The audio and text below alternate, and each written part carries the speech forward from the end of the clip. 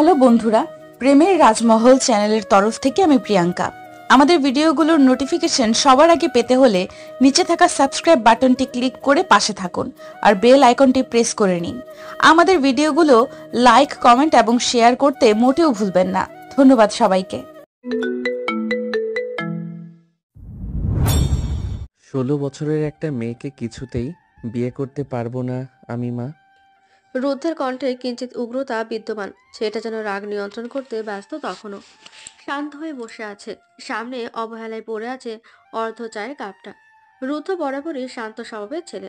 গম্ভীর চিত্তের হলেও বেশ ঠান্ডা মস্তিষ্কের। সেটা খুব সহজে রাগে না, কিন্তু একবার রেগে গেলে তা ভয়ঙ্কর রূপ নেয়। আহসান সাহেব ছেলের বিরুদ্ধে কথা বলেন না কখনো, কারণ ছেলে কখনোই তাদের বিপরীত কথা বলেনি। তাই সে সবসময় চেষ্টা করেছে ছেলের মতামত অনুযায়ী চলতে। আহসান সাহেব চুপ করে থাকলেও তার স্ত্রী রেবেকা যেন শুনছে না। অসন্তুষ্ট হলেন যেন সে সে এই বিয়ে দিয়েই ছাড়বে পণ করেছে। এগিয়ে গেল ছেলের পানে, শান্ত কণ্ঠে আগের নাই বললেন, মেয়েটাকে দেখ বাবা, তুই একবার মেয়েটাকে দেখলে বলবি মা কেন এমন করছি। তাছাড়া তুই তো তোর মামা মামিকে চিনিস, ওদের সাথে আমাদের সম্পর্কটা কতটা ভালো। ও সম্পর্কটা পাকাপাকি করতে চাই আব্বা। শান্ত হয়ে ভাব তুই দুই একদিন। তাছাড়া বিয়েটা তো এখনই হচ্ছে না, আংটিটা পরিয়ে রাখি, পরে না হয় বিয়ে হবে 18তে পা দিলে। মায়ের কথায় রুদ্ধের রাগ কয়েক ধাপ বাড়িয়ে দিল যেন। তার মা কি বোধিন হয়েছে? তার বয়স 28 আর মেয়েটার বয়স 16। 12 বছরের ফারাক। শিক্ষিত হয়ে মূর্খতার প্রমাণ দিচ্ছে তার মা। রুদ্ধ উগ্রস্বরে বলল, আমি এই বিয়ে করব না, মা। রুদ্ধের হুঙ্কারে কেঁপে উঠল সবাই। দেওয়ালে দেওয়ালে যেন বাড়ি খেল কণ্ঠধ্বনি। ছেলেটা তো এতটা অশান্ত না, এত উগ্রও না। তবে এত উগ্রতার কারণ আছে বটে। রেবেকা বেশ আহত হলো। ছেলে তো তার অবাধ্য না। স্বামীর পানে তাকালো সে। এই লোক বড়ই বেপরোয়া বরাবর। কি সুন্দর এখনো বেপরোয়া ভঙ্গিতে চা পান করছে। কই ছেলেকে এসে একটু বোঝাবে, তা না করে বসে মনোযোগ দিয়ে চা খাচ্ছে, যেন এটাই পৃথিবীর সবচাইতে গুরুত্বপূর্ণ কাজ। এই লোকের কার্যকলাপ দেখলে গার আগে শিরশির করে ওঠে রেবেকার। স্বামীকে দূর থেকে ইশারা করলো যেন এসে ছেলেকে বোঝায়।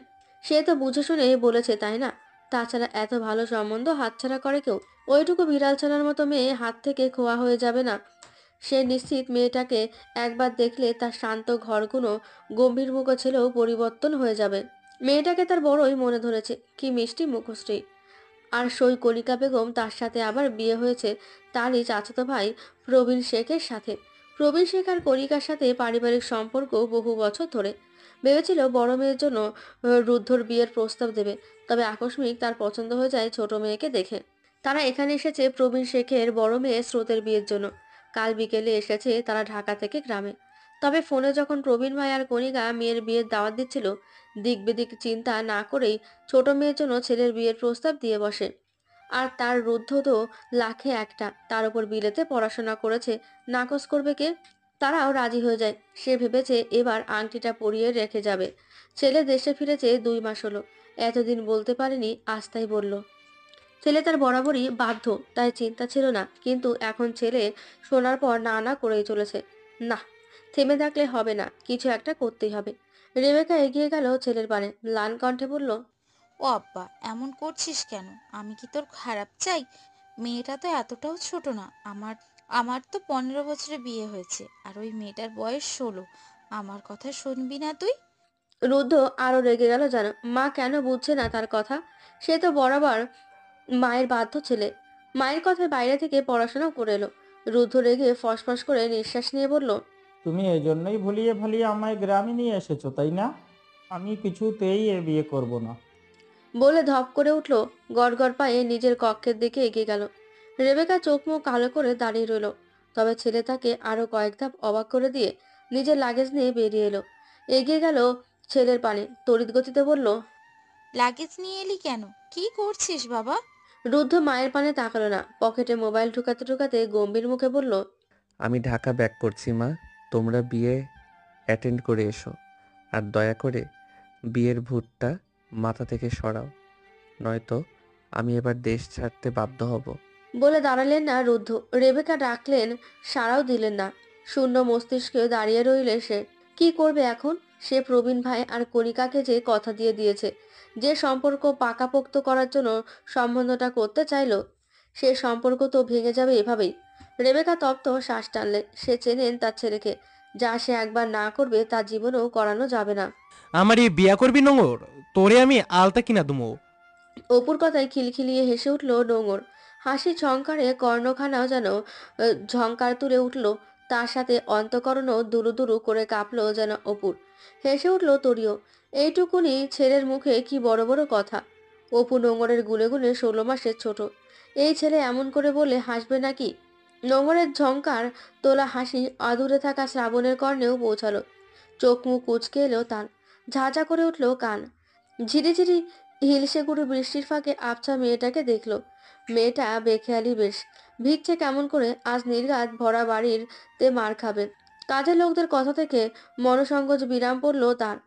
অনিচ্ছা থাকা সত্ত্বেও লোকগুলোর সাথে কথার সমাপ্তি টানলো স্বল্প বাক্যেই। এগিয়ে এলো নোঙর তরি আর অপুদের দিকে, রাগান্বিত কণ্ঠে বলে উঠল, আহা নোহর, শব্দ দূষণ করছিস কেন? আস্তে হাস। মানুষকে বুঝাচ্ছিস নাকি তুইও হাসতে জানিস? শ্রাবণের এহেন কথায় ওই মেয়েটা আকস্মিক লজ্জা পেল যেন। নোঙর লজ্জা পেলেও মুখ চোখ মলিন হলো তরির। হৃদয়টা যেন লাফিয়ে উঠল, চমকিত হলো। পেছন ফিরে তাকালো শ্যামবরণ অধিকারী যুবকটির পানে। শ্রাবণ এগিয়ে গিয়ে পা ভেঙে নোঙরের বসা সিঁড়িটির আরেক ধাপ নিচের সিঁড়িতে বসলো। নোঙরের হাসি দেখে চোখ রাঙালো বার কয়েক। মেয়েটা শুনল না। শ্রাবণ এবার বলল, হাসবি না, চুপ কর বেয়াদব মেয়ে। আর অপু, কি জানি শুনলাম, কি বলছিলিস তুই যেন? আবার বল শুনি। ভাইয়ের কথায় অপু থতমত খেলো। চোখে মুখে অমাবস্যা নামলো। ভাই সবকিছুতে বা হাত ঢোকায়। শ্রাবণ কিঞ্চিত বাঁকা হাসির রেখা ঝুলিয়ে দৃষ্টি বদলালো। একে তো বৃষ্টিতে এখানে আছে, আবার পুকুরে পা ভিজিয়ে বসে আছে। আলতারাঙা পা দুটো যেন বারবার বলছে, আমায় একটু ছুঁয়ে দিলে কি এমন আহামরি পাপ হবে? শ্রাবণের ধ্যান বিঘ্ন হলো নোঙরের কথায়। মেয়েটা বেশ আগ্রহ নিয়ে শুধালো, শ্রাবণ ভাই, শহর থেকে তুমি ফিরলে কখন? আমার জন্য লাল চুড়ি এনেছো? শ্রাবণ হাসলো। মেয়েটার সব মনে থাকে। আচ্ছা, মেয়েটা কি জানে না তার মুখ থেকে বের হওয়া প্রতিটা বাক্য শ্রাবণের কাছে বেদ বাক্যের মতো? শ্রাবণ নিঃশব্দে চুড়িগুলো বের করলো পাঞ্জাবের পকেট থেকে। পুলকিত হলো নোঙরের মন। নিমেষে উপচে পড়া আনন্দেরা ভিড় করলো। তরি তখনও অনিমেষে চেয়ে। শ্রাবণ এক কাণ্ড ঘটালো, সেখান থেকে লাল চুড়িগুলো নিয়ে পরিয়ে দিল নোঙরের হাতে। সাথে সাথে যেন বিদ্যুৎ চমকালো, আকাশ কেমন গর্জে উঠল। এই আর্তনাদ শুধু অন্তরিক্ষ করলো না, তরির মনেও হলো এ আর্তনাদ। পলক ঝাপটানোর আগে মুষলধারে বৃষ্টির আগমন ঘটল। আকস্মিক এহেন পরিস্থিতিতে যেন ভরকালো শ্রাবণ। নোঙরের চুড়িভর্তি হাতটাই আঁকড়ে ধরলো, তার সাথে ধরলো তরির হাতও। তরির ক্লেশে ছেয়ে থাকা মন সব ভুলে যেন ছলছলিয়ে উঠল। অন্তঃকরণ থেকে যেন ভেসে আসছে চিৎকার। প্রতিটি ইন্দ্রিয় যেন বলছে এ সময় থমকাক।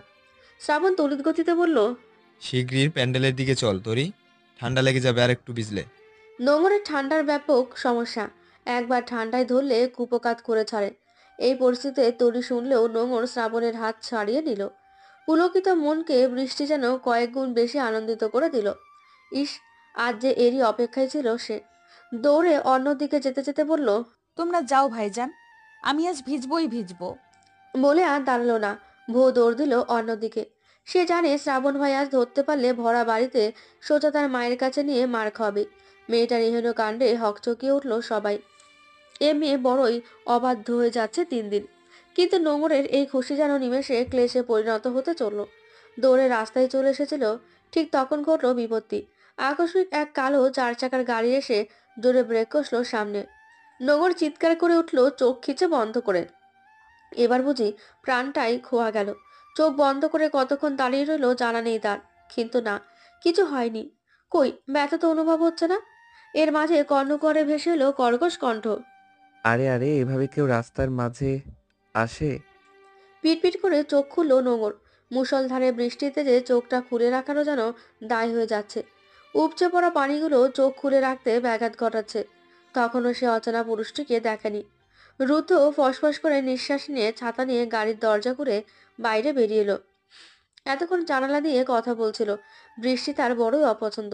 তবে গাড়ি থেকে নেমে যেন নিজের বিরাট সর্বনাশ করে বসলো। যেন তেন সর্বনাশ নয়, ভয়ঙ্কর সর্বনাশ। কোথায় ভাবলো মায়ের রাগ অন্যের ওপর ঝাড়বে, মুহূর্তে যেন সবকিছু বেমালুম ভুলল। কাচুমাচু খেয়ে দাঁড়িয়ে আছে এক রমণী। শরীরে তার হলদে রঙের শাড়ি, পায়ের আলতাখানা একটু একটু করে নিজের রং ছাড়ছে বৃষ্টির পানির সাথে।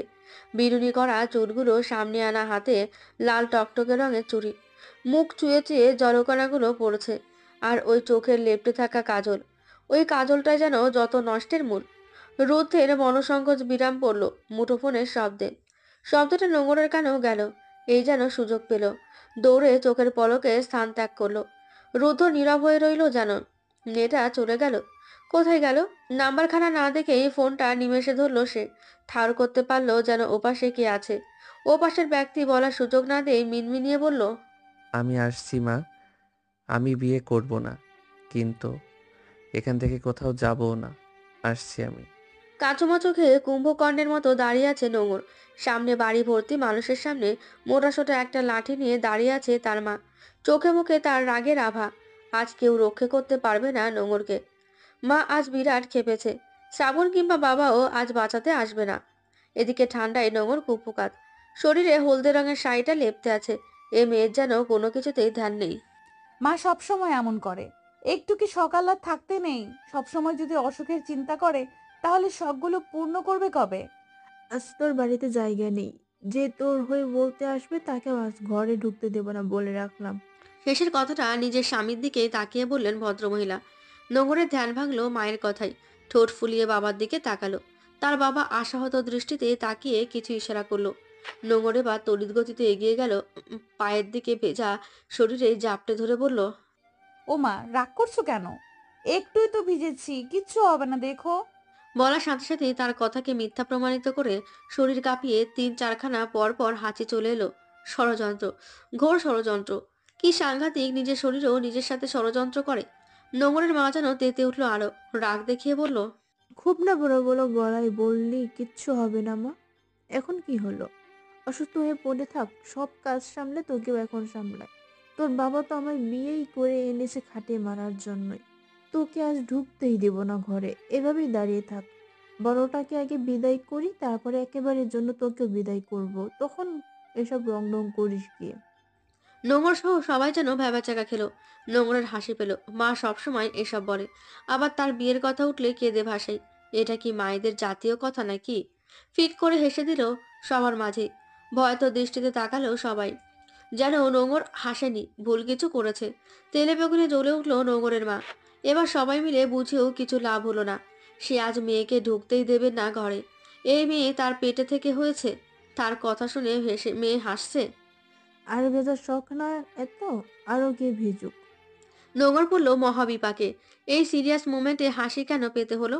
নোঙরের মা যখন রেগে নিজের কথাকে প্রাধান্য দিয়ে ঘরের দিকে পা বাড়াবে, ঠিক তখনই বিপত্তি ঘটলো। আকস্মিক নোমর জ্ঞান হারালো। চমকালো সবাই। ধক করে উঠল শ্রাবণের বক্ষখানা। সেই আগে ছুটে গিয়ে ধরলো নোঙরকে, বুকের মাঝে গুটিয়ে নিল। এখন আর কি মায়ের মন ঠিক থাকে? সে জানতো এমন কিছুই হবে। হাত পা ঠান্ডা হয়ে আছে বরফের মতো। নোঙরের বাবা বিচলিত হয়ে বলল, শ্রাবণ, শীঘ্রই ডাক্তার নিয়ে আয়, মেয়েটার শরীর ঠান্ডা হয়ে আসছে। এখানকার চেঁচামেচিতে বাড়িতে থাকা আত্মীয়রাও বেরিয়ে এলো। হুলস্থুল কাণ্ড ঘটে গেল যেন এক প্রকার। এই মেয়ের ঠান্ডা একেবারেই সহ্য হয় না যে। নোঙরের বাবা এসে মেয়েকে কোলে তুলে বিচলিত হয়ে ঘরের দিকে ছুটলেন। বেশ ফুরফুরে মেজাজে বাড়ি ফিরেছে রুদ্ধ। গাড়ির চাবি ঘুরাতে ঘুরাতে অন্তরে প্রবেশ করেছে। ছেলের আকস্মিক এমন পরিবর্তনে বিস্মিত হলেন রেবেকা। কি হলো ছেলের? মত পরিবর্তন হলো নাকি? খুশিতে ছলাৎ করে উঠল রেবেকার মন। যাক, তাহলে তার ইচ্ছে পূর্ণ হচ্ছে এবার। প্রিয় বান্ধবীর মেয়েকে ঘরে তোলা যাবে। রুদ্ধ বেশ শান্ত স্বভাবের, সহজে নিজের মনের কথা ব্যক্ত করবে না। ছেলের জন্য বিদঘুটে স্বাদে ছেলের পছন্দের কফি বানালো রেবেকা। ভাবলো কফিটা দিয়ে আসার বাহানায় শুধানো যাবে। বেশ যত্ন করে কফিখানা বানালো রেবেকা। কফির কাপ নিয়ে ছুটলো ছেলের পানে। সাথে নিল তার পছন্দের মেয়ের একটা ছবিও। তার বিশ্বাস ছেলে এই মেয়েকে দেখলে না করতে পারবে না। রুদ্ধ তখন বিছানায় বসে ফোন ঘাটছে। ঢুকলো সে ছেলের কক্ষে। ছেলের দিকে এগিয়ে যেতে যেতেই জিজ্ঞেস করলো, আব্বা, মন ভালো হয়েছে? রুদ্ধ ফোন থেকে দৃষ্টি সরিয়ে মায়ের দিকে তাকালো। মিহি হাসলো খানিকটা। মেয়েটা তার মস্তিষ্কে এমনভাবে জেঁকে বসেছে, সরাতেই পারছে না। আকস্মিক দেখায়ও কেউ কারো মনে এতটা জায়গা করে নিতে পারে, এটা মোহ নয় তো? রেবেকা ছেলের দিকে কফিটা এগিয়ে দিল। সেও বসলো ছেলের কাছে। মিনমিনিয়ে বলল, ক, কিছু ভাবলি বাবা? মায়ের কথা বুঝতে দেরি হলো না রুদ্ধর, তবে এবার উত্তেজিত হলো না। তার ধারণা ঠান্ডা মাথায় মানুষকে অনেক কিছু বোঝানো যায়। গম্ভীর চিত্তে বলল, মা, তুমি যা বলছো তা হয় না একেবারে। আমি বিয়েতে রাজি হয়ে ফিরেছি, তা ভাবলে তোমার ধারণা একেবারে ভুল। বলে কফির কাপে চুমুক বসালো। সে কেন ফিরেছে নিজেও জানে না, তবে তার মন বলছে এখানে কিছুদিন তার থাকতেই হবে। রেবেকা এবারও আশাহত হলো না। সে ছেলেকে বিয়ে দিলে এখানেই দেবে, নয়তো চিরকুমার করে রাখবে। রেবেকা আড়াল থেকে ছবিটা বের করে এগিয়ে দিয়ে বলল, বাবা, তোকে আমি রাজি হতে বলছি না, তুই একবার ছবিটা তো দেখ। সে ভালো করে জানে ছেলে একবার ছবি দেখলে অস্বীকার করতে পারবে না বিয়ের কথা, কিন্তু তাকে নিরাশ করে দিয়ে কাট কাট কণ্ঠে বলল, এই ছবি এখান থেকে না নিয়ে গেলে আমি আবার চলে যাব। আমি কাউকে দেখতে চাই না। আমি শুধু জানি বাচ্চা একটা মেয়েকে বিয়ে করা আমার পক্ষে সম্ভব না। রেবেকা এবার রেগে গেলেন। ফসফস করে নিঃশ্বাস নিয়ে উঠে দাঁড়ালেন। ফুঁসতে ফুঁসতে বললেন, একদিন দেখবি এই মেয়ের পিছনেই ঘুরতে হবে তোর। তখন আমায় বললে আমি কিছু করতে পারবো না, তখন আমি দেখবো আর হাসবো। এইটুকু পরে যাওয়ার জন্য পা বাড়াতে নিয়েও থেকে গেল। ঘুরে দাঁড়িয়ে বলল, আজ বিকেলে আমরাও বাড়িতে যাব, সাথে তুইও যাবি। এ কথা নড়চড় হলে আমার দুই চোখ যেদিকে যায় সেই দিকে আমি চলে যাব, তখন বাপ বেটা মিলে শান্তিতে থাকিস। পুরনো একখানা দোতলা বাড়ি নোঙরদের। বাড়ির মেন গেট জুড়ে বাগান বিলাসের বিচরণ। বৃষ্টি স্নাত বাগান বিলাস থেকে টিপ টিপ করে পানির ফোঁটা চুয়ে চুয়ে নিচে পড়ছে। গেট পেরোলে মস্ত উঠান, মাঝে একটা মোটা পুরনো আম গাছ রয়েছে। আম গাছের চারিদিকে ইট দিয়ে উঁচু করে কাউচের মতো করা। এখানে বসে বিকেলবেলা আর সকালবেলা চা খাওয়া হয়। বাড়ির পরিবেশ আরো দুদিন আগে থেকেই রমরমা। নোঙরের জ্ঞান ফিরেছে সাথে সাথেই। বেশিক্ষণ ভিজে থাকার ফলে শরীর ঠান্ডা হয়ে এসেছিল। মেয়েটা এই ঠান্ডা সহ্য করতে পারে না কখনো, তাই জ্ঞান হারিয়েছিল। তার মা এখনো মুখ ফুলিয়েই আছে। অনেকটা স্বাভাবিক বৃষ্টিতে ভেজায় বেশ ভালোই লাগছে যেন তার শরীর। তবে মাঝে মাঝে দু একটা হাঁচি আসে। বাড়িতে অনুষ্ঠান, এভাবে শুয়ে থাকতে কার ভালো লাগে? নোঙর বেশ চটপটে স্বভাবের। নোঙরের বাবারা দুই ভাই এক বোন। নোঙরের বাবা বাড়ির বড় ছেলে, নোঙররা দুই বোন। আর নোঙরের বাবার পর তার চাচার দুই মেয়ে এক ছেলে। ছোট ফুপুরও দুই ছেলে এক মেয়ে। ভরা সংসার তাদের। ফুপুর বাড়ি পায়ে হেঁটে 2 মিনিটের পথ। ফুপুর ছেলেই শ্রাবণ। কাজের মহলের মধ্যমণি তরি এবং নোঙর। বনে বনে ব্যাপক মায়া। মানুষ দেখলেও প্রশংসায় পঞ্চমুখ হয়।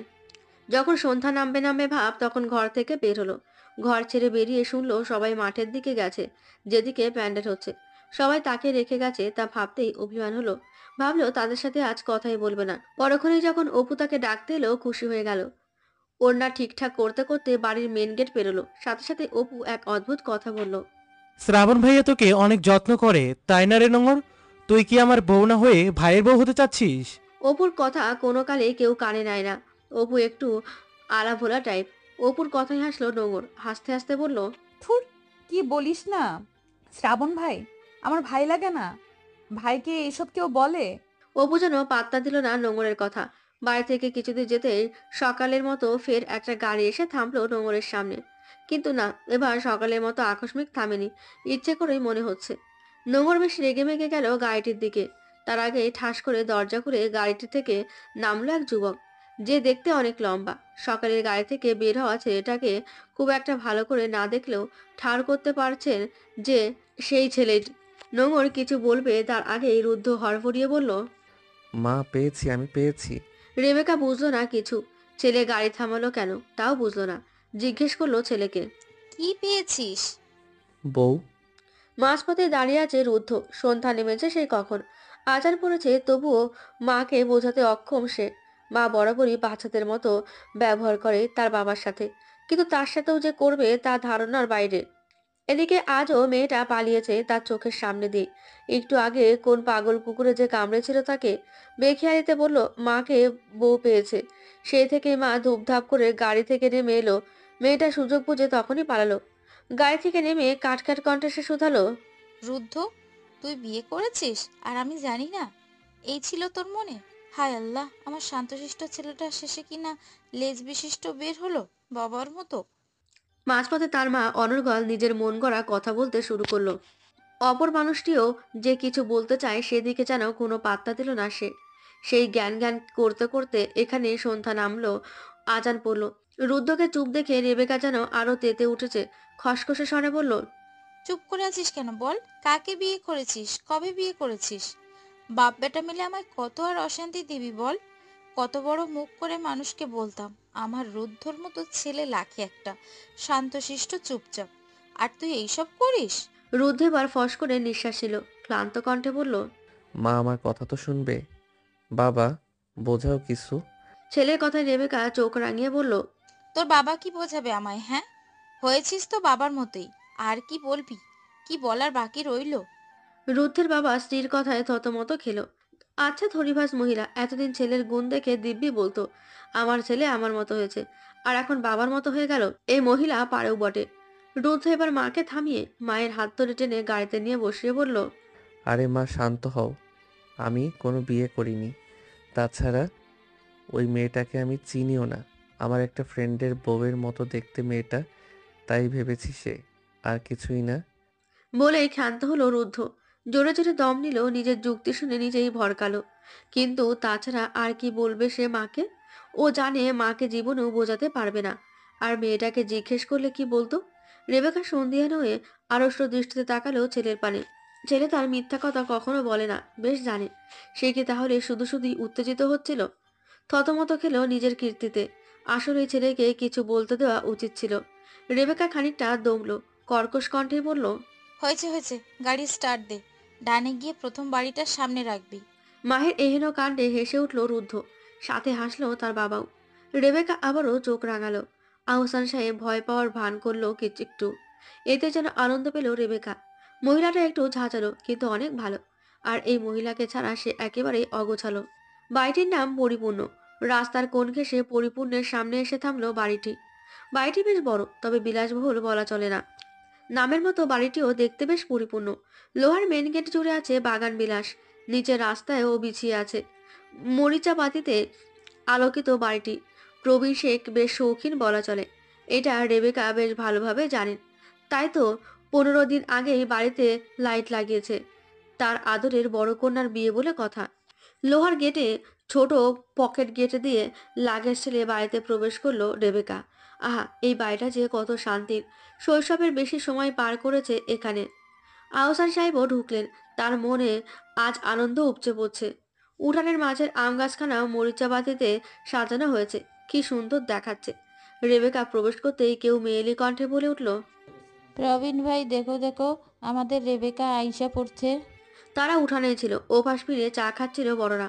রেবেকার কথা শুনে প্রবীণ শেখ আর কণিকা উঠলেন, সাথে তার ছোট ভাই রবিন এবং তার স্ত্রী মহিমাও। কণিকা এগিয়ে এসে বান্ধবীকে আলিঙ্গন করলেন, অভিমানী গলায় বললেন, সারাদিন আমার আগে পিছে ঘুরতে থাকা মেয়েটা দিব্যি ঢাকা থাকছে আমায় ছেড়ে।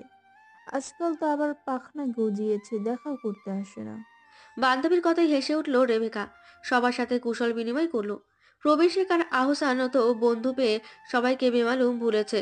এই পরিবারের সাথে রক্তের সম্পর্ক থাকলেও তার থেকে বেশি যেন আত্মার সম্পর্ক। রেবেকা চাচাতো ভাই হলো প্রবীণ শেখ। নিজের বাবা মা অকালে গত হয় চাচা চাচির কাছেই বড় হয়েছে রেবেকা। নিজের বোনের মতো বুকে আগলে বড় করেছে রেবেকাকে প্রবীণ শেখ। এদিকে আহসান সাহেবও ছিলেন প্রবীণ শেখের এক বন্ধু। একসময় একসাথে রাজনীতি করত। বন্ধুত্ব প্রগাঢ় থাকায় বাড়িতে আসা যাওয়া লেগে থাকতই। আর তখনই রেবেকাকে দেখে প্রবীণ শেখ, এই মহিলা বরাবরই একটু গুন্ডা টাইপ, তাই প্রেম নিবেদন কখনো করতে পারেনি। সরাসরি বন্ধুর কাছেই তার বোনের হাত চেয়েছে। অল্প বয়সে বিয়ে হয় রেবেকার। বিয়ের পর বছরখানেক গ্রামেই ছিল। তারপর চাকরির সুবাদে রুদ্ধ যখন রেবেকার গর্ভে, তখন ঢাকা যেতে হয় তাদের। রুদ্ধকে নিয়েও এখানে আসা হতো, কিন্তু রুদ্ধের যখন 12 বছর, ওকে পাঠিয়ে দেওয়া হয় ওর ফুপের কাছে বাইরে। সেখানেই পড়াশোনা করে। রুদ্ধ এর মাঝে দেশে আসলেও গ্রামে আসেনি ওকে নিয়ে। এইদিকে রেবেকার সই কণিকার সাথে প্রেম করে বিয়ে হয় প্রবীণ শেখের। সব যেন আরো প্রগাঢ় হয়ে ওঠে। কণিকা আর রেবেকার ছোটবেলা থেকেই ইচ্ছে তার ছেলে মেয়ে কিংবা মেয়ের বিয়ে দিয়ে এই সম্পর্ক আরো গভীর করবে। অদূরে দাঁড়িয়েই দেখছিল রুদ্ধ। রুদ্ধকে দেখে প্রলয় শেখ এগিয়ে এলেন। নাতি তার বিলেতে ফেরত। প্রলয় শেখ রেবেকার চাচা, যে বাবার মতো আগলে রেখেছে তাকে। জড়িয়ে ধরে কপালে চুমু খেয়ে বললেন, রাবু, এটা কি আমাদের রুদ্ধ? কত বড় হয়ে গেছে রে। সবাই এগিয়ে এলো রুদ্ধর দিকে। সবাই যেন ওকে নিয়েই ব্যস্ত হয়ে পড়ল। বিয়ের এখনো 5 দিন বাকি। তারা ঢাকা থেকে এসেছে কাল বিকালেই। এসে আহসান সাহেব নিজের বাড়িতে উঠেছিল, সেখান থেকে আজ বিকেলে এই বাড়িতে এলো। বুঝ হওয়ার পর থেকে জেনেছে এটাই তার বাবার বাড়ি, এই বাড়িতে তাই শান্তিও আছে অনেক। রেবেকা আসার পর থেকেই কেমন হাঁসফাঁস করছে, ছেলেকে সে বোঝাতে পারেনি বিয়ের কথা কিভাবে যে সবাই বলবে তা বুঝতে পারছে না। এসে এসে বড় বাবার সাথে তার ঘরে বসে গল্প করলো। লোকটা তাকে বাবার আদর দিয়েছে, এনার জন্যই তো সব। আর চোখ যেন বারবার সে আদুরে মেয়েটাকে খুঁজছে। মেয়েটা যখন ফুপিমা ডাকে বুকটা যেন ভরে যায়। তার ছেলেটা যে হিরে হারালো বেশ ভালো বুঝলো সে। নোংররা বাড়ি ফিরল রাত্রি তখন 8টা। প্যান্ডেলের ওখান থেকে শ্রাবণ তাদের নিয়ে গিয়েছিল ফুচকা খাওয়াতে। বাড়িতে যখন ফিরল গমগমে পরিবেশ। অসুস্থতা নিয়ে মেয়ে বাইরে গেছে শুনে বেশ চটে আছেন নোংরের মা। মেয়েটা বরাবর অবাধ্য, এই মেয়েকে নিয়ে তার চিন্তা শেষ নেই। নোংর বাড়ি ফিরেই বাবার দিকে এগিয়ে গেল, গুটি গুটি মেরে বাবার পাশে বসলো। ঠিক তখনই চেনা কণ্ঠে কেউ প্রশ্ন ছুড়ল, ছোট আম্মা কেমন আছেন? মানুষটিকে দেখে খুশি হয়ে গেল নোংর, ভাবলো এগিয়ে যাবে, কিন্তু তার পাশেই বসে আছে মা। নোংর মাকে বেশ ভয় পায়, আর গেল না, বাবার কাছে থেকেই বলল, ফুপিমা তুমি কখন এলে? ভালো আছো তুমি? রেবেকা এগিয়ে গিয়ে জড়িয়ে নিল নোংরকে, আদরের স্পর্শে আদর করে দিল। টুপ করে একটা গালে চুমু খেয়ে বলল, এই তো ভালো আছি। এ আর নোংরকে ছেড়ে স্রোতের কাছে গেল। স্রোতকে আদর করে তরি, রুম্পা আর রেহেনাকে আদর করলো। এদের মাঝে মিল দেখলে রেবেকার নিজের ছোটবেলার কথা মনে হয়। স্রোত এবং নোংর দুই বোন, তরি, রুম্পা, রাদিফ মেজো ভাইয়ের ছেলে মেয়ে, আর রেহেনা, শ্রাবণ এবং অপু বোনের ছেলে মেয়ে। ভরা সংসার তাদের। স্রোত, নোংর, তরি, রুম্পা, রেহেনা এক একজন যেন এক একজনের প্রাণ। স্রোত চলে যাবে তার জন্য সবারই মন খারাপ, তাই তো শ্রাবণ ঘুরিয়ে আনলো এদের। রুদ্ধ কাছে ফ্রেশ হতে তার সব নিয়ম মাফিক চলে, এক চুলো নিয়ম থেকে নড়চড় হয় না। কণিকার বেশ রুদ্ধকে মনে ধরেছে। রেবেকা তো বলেই রেখেছে তার মেয়েকে নিতে চাই। মেয়েটাকে নিয়ে তার চিন্তা হয় ব্যাপক। গ্রামের বখাটেদের অদ্ভুতভাবে নোংরের ওপর বেশ নজর, তাই তো চিন্তা। এর মাঝেই চা আর পকোড়া নিয়ে এলো কণিকা। সবাই এখানেই আছে, কিন্তু রুদ্ধ নেই। সবার চা ঢেলে দিয়ে সে যখন রুদ্ধটা দিয়ে আসার জন্য পা বাড়াবে, ঠিক তখনই রেবেকা বাদ সাধলো। খুশি খুশি স্বরে বলল, তুই থাম, তোর কি মাথায় বুদ্ধি শুদ্ধি নেই নাকি? চা আর নাস্তাটা নোরকে দিয়ে পাঠা, নোর যাক। কণিকা যেন মেঘ না চাইতেই জল পেল। সে বেশ চাচ্ছিল মেয়েটাকে পাঠাতে, কিন্তু বলতে পারছিল না। রেবেকা কাজটা সহজ করে দিল। নোংর ঘরের কাজ জীবনে ছুঁয়েও দেখে না, তাছাড়া প্রয়োজনও পড়ে না তার কাজ করার। মেয়েটা এসবে বেশ কাঁচা। ভয়ে ভয়ে মেয়ের হাতে ট্রেটা দিয়ে গম্ভীর মুখে বলল, দোতলা শেষের ঘরটায় গিয়ে এই নাস্তাটা দিয়ে আসা হোক। নোংর বেশ আলসে ধাঁচের। মুখ ফুলিয়ে বাবার দিকে চাইতেই প্রবীণ শেখ বললেন, কণিকা, আম্মা কি এসব পারবে করতে? তুমি চাও না? প্রবীণ শেখের কথা শেষ হওয়ার আগেই চোখ রাঙালেন কণিকা। প্রবীণ শেখ বাড়ির সবার কাছে বেশ রাগী মানুষ হলেও বউয়ের কাছে বেশ যেন বিড়াল। দমে গিয়ে মেয়েকে কষ্ট করে নিয়ে যাওয়ার জন্য ইশারা করলো। অনিচ্ছা সত্ত্বেও ট্রেটা নিলেন নোংর, কিন্তু পুরো ট্রেটা নিতে পারলেন না। এখানে চা সহ অনেক রকম নাস্তা রয়েছে, সে শুধু চাটাই নিল, সাথে নিল রেহেনাকে। হাঁটা ধরলো উপরের দিকে। দোতলায় এই শেষে রুমটা বেশ পরিপাটি আর গোছালো। এটা ছিল তার রেবেকার ঘর, আর এটাই এখন থাকতে দেওয়া হয়েছে রুদ্ধকে। দরজা খোলাই ছিল, তবুও ভদ্রতায় নক করলো রেহেনা। মামিও যে কি করে না, সে আসতে পারতো, শুধু শুধু বাচ্চা মেয়েটাকে দিয়ে পাঠিয়েছে। নোংরের চোখ মুখ এখনো কুচকে রেখেছে। বাড়ির সবাই জানে নোংর কাজ করতেই চায় না। কড়া নাড়তেই ওপাশ থেকে কেউ শান্ত স্বাভাবিক কণ্ঠে বলল, কে? রুদ্ধ ভাই, আমি রুম্পা, আপনার নাস্তা নিয়ে এসেছি। রুদ্ধ শান্ত কণ্ঠেই বলল। ভেতরে এসো। ঢুকলো নোংর আর রেহেনা। রেহেনা রুদ্ধকে দেখলেও নোংর দেখেনি কখনো, নামই শুনেছে শুধু। রেহেনা ফোন ইউজ করায় রুদ্ধের সাথে অ্যাডও রয়েছে ফেসবুকে। নোংরকে এখনো বাড়ি থেকে ফোন দেওয়া হয়নি। রুদ্ধ তখন আয়নার সামনে দাঁড়িয়ে চুল আশ্রাচ্ছে। আগে রেহেনা ঢুকলো, তা দেখলো রুদ্ধ, কিন্তু পরবর্তীতে আকস্মিক আয়নার দিকে তাকিয়ে চমকালো, থমকালো, হৃদস্পন্দন বাড়লো, বেগতিক হলো যেন। আকস্মিক অনাকাঙ্ক্ষিত কাউকে দেখলে যেমন মানুষ চমকে যায়, তেমনিভাবে চমকে বিস্মিত হয়ে তাকিয়েছিল এতক্ষণ রুদ্ধ। আয়নাতে তার দৃষ্টি। হুট করে ভাবলো হ্যালুসিনেশন কিনা। মেয়েটা যেভাবে সকাল থেকে মস্তিষ্কে জুড়ে ভেসেছে, হ্যালুসিনেশন হতেও পারে। কি সাংঘাতিক ব্যাপার স্যাপার। হুট করে কিভাবে নিজের সর্বনাশ করে বসলো প্রথম দেখায়। রুদ্ধ চোখ বন্ধ করে শ্বাস নিল, অতঃপর ফের চোখ খুলে পেছন ফিরে তাকালো। ও মা নেই। সত্যি তাহলে হ্যালুসিনেশন ছিল? কি ভয়ঙ্কর ব্যাপার ঘটছে তার সাথে। মানুষ শুনলে তো হাসবে। শেখ বাড়িতে আজ হাট বসেছে, যাকে বলে চাঁদের হাট। বাড়ির বড় মেয়ের বিয়ে বলে কথা। নোংর যেমন চঞ্চল চটপটে ধাঁচের, স্রোত তার উল্টো, একেবারে শান্ত। ছোট বোন তার চোখের মণি। মানুষ বলে মায়ের পরে নাকি বোনেরাই আরেক মা হয়। নোংরের ক্ষেত্রেও তাই। স্রোত বোনকে বুকে আগলে বড় করেছে। নোংরের থেকে স্রোত গুনে গুনে 7 বছরের বড়। যখন স্রোত বুঝতে শিখেছে তখনই বোনকে হতে দেখেছে। সো এই বাড়ির এক মেয়ে এক এক রকম। নোংর তরি বেশ মিশুক, স্রোতের মন স্বচ্ছ হলেও সে বেশ লাজুক। ওদিকে রুম্পা আবার একটু সবকিছুতে নতুনত্ব খোঁজে। সে একটু মডার্ন টাইপ। সে মানুষ ভেদে মেশে। রেহানা গার্ডিয়ানের মতো সবাইকে আগলে রাখে, সবাইকে বোঝে এবং বোঝাতে পারে। তারা এক মায়ের পেটে না হলেও বড়রা এমনভাবে শিক্ষা দিয়েছে যে একই মায়ের সন্তান। আর সৌন্দর্যের বর্ণনা দিতে গেলে সবার গায়ের রং এক হলেও নোঙর আর রুম্পা একটু ভিন্ন। রুম্পা সবার থেকে উজ্জ্বল বর্ণের আর নোঙর মায়ার অধিকারী। এজন্য প্রায়ই চিন্তায় থাকতে হয় মেয়েটার গায়ের রং আরো 3 বোনের মতো হলেও ওর ক্ষেত্রে যেন সৌন্দর্যটা একটু বেশি ফুটে উঠেছে। রুম্পা ওর থেকেও আরেকটু বেশি উজ্জ্বল বর্ণের হয়েও যেন ওর মতো হয়ে উঠতে পারে না। এই নিয়ে তার আফসোসের শেষ নেই। সারাক্ষণ রূপচর্চা লেগেই থাকে। প্রলয় শেখের মন আজ বেজায় ভালো। ছেলে মেয়ে নাতি নাতনি সব একসাথে আজ। তার সংসার আজ পরিপূর্ণ লাগছে যেন। কতদিন পর আবার সবাই একসাথে খাবার টেবিলে বসেছে। সবাই এক এক করে আসছে। তার পাশেই বসেছে নোঙর। বাড়ির ছোট মেয়ে হয় আদর ওর ভাইকেই যেন বেশি। প্রলয় সাহেবের ভাষ্যমতে তার অর্ধাঙ্গিনীর হুবহু এই মেয়েটি, একেবারে যেন দাদিকে কেড়ে এনেছে। প্রলয় শেখ নিজের বাম দিকে বসিয়েছে নোঙরকে, আর ডান দিকের জায়গাটা এখনো ফাঁকা। তা সে রুদ্ধের জন্য রেখেছে। রুদ্ধ এবারই নতুন মানুষ, বড় হওয়ার পর কত বছর পর এলো, কিন্তু ছেলের আসার নামই নেই। রেহানা গিয়ে ডেকে এনেছে। রেবেকা ভয়ে আছে ছেলে আসবে কিনা। তার ছেলেটা একেবারে একঘরে টাইপের, অন্তর্মুখী যাকে বলে, খুব সহজে মানুষের সাথে মিশতে পারে না। আর খাওয়া দাওয়ার ক্ষেত্রে তো আরো লাজুক, খুব সহজে অচেনা কারোর সাথে খেতে পারে না। সে এমন চঞ্চল, তার স্বামীও বেশ মিশুক, কিন্তু ছেলেটা যেন অন্য মেরুর। সে ভাবলো কণিকাকে বলবে একবার, কিন্তু তার বলার আগে তার ভাবনাকে ভুল প্রমাণিত করে খাবার ঘরে এলো রুদ্ধ। ঝলমল করে উঠল রেবেকার চোখ মুখ, খুশি হলো বেশ। পরক্ষণে আরেকটা কথা মনে পড়তে হৃদয়টা যেন বার কয়েক পুলকিত হলো। নোঙরের পানে তাকালো মেয়েটা, টুকটুক করে দাদার সাথে কথা বলছে।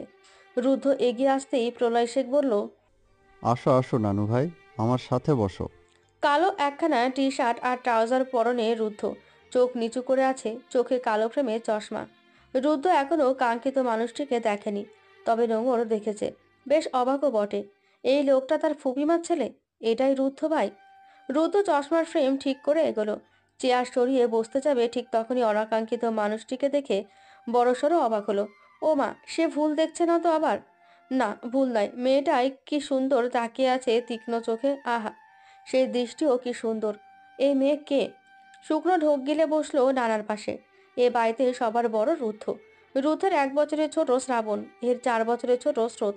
স্রোতের থেকে রেহানা 1 বছরের ছোট। রেহানা আর রুম্পা সমবয়সী। রুম্পার 5 বছরের ছোট তরি, আর তরির 1 বছরের ছোট নোঙর।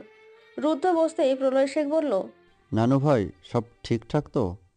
এখানে কোনো কষ্ট হচ্ছে না তো? রুদ্ধ হেসে বলল, না নানু, কষ্ট হবে কেন? রুদ্ধ দেশের বাইরে যাওয়ার পর কেউ খবর নিত আর না নিত, এই মানুষটার সাথে তার প্রায়ই কথা হতো। মানুষটা চমৎকার বরাবর। রেবেকা এবার ছেলের পানে তাকিয়ে বলল, সবাইকে তো কম বেশি চিনিস, ওর সাথে তো কখনো তোর পরিচয় হয়নি। তোকে নোংরের কথা বলেছিলাম না? আমার শোয়ের মেয়েটা, আমাদের নোংর। আর এটা তোরই। মায়ের কথায় চমকালে রুদ্ধ। নোংরের পানে বিস্ময় চোখে তাকিয়ে আছে। এই মেয়ের সাথে তার বিয়ের কথা চলছে। একে সে বিয়ে করতে অস্বীকার করেছে? না না, মায়ের সাথে কথা বলতে হবে। গোল্লায় যাক সে বয়স, তার তো বাচ্চা বই লাগবে। এখন যদি পুলিশ এসেও ঝামেলা করে তবুও মানবেই না। সে বিয়ে করলে এই মেয়েকেই করবে।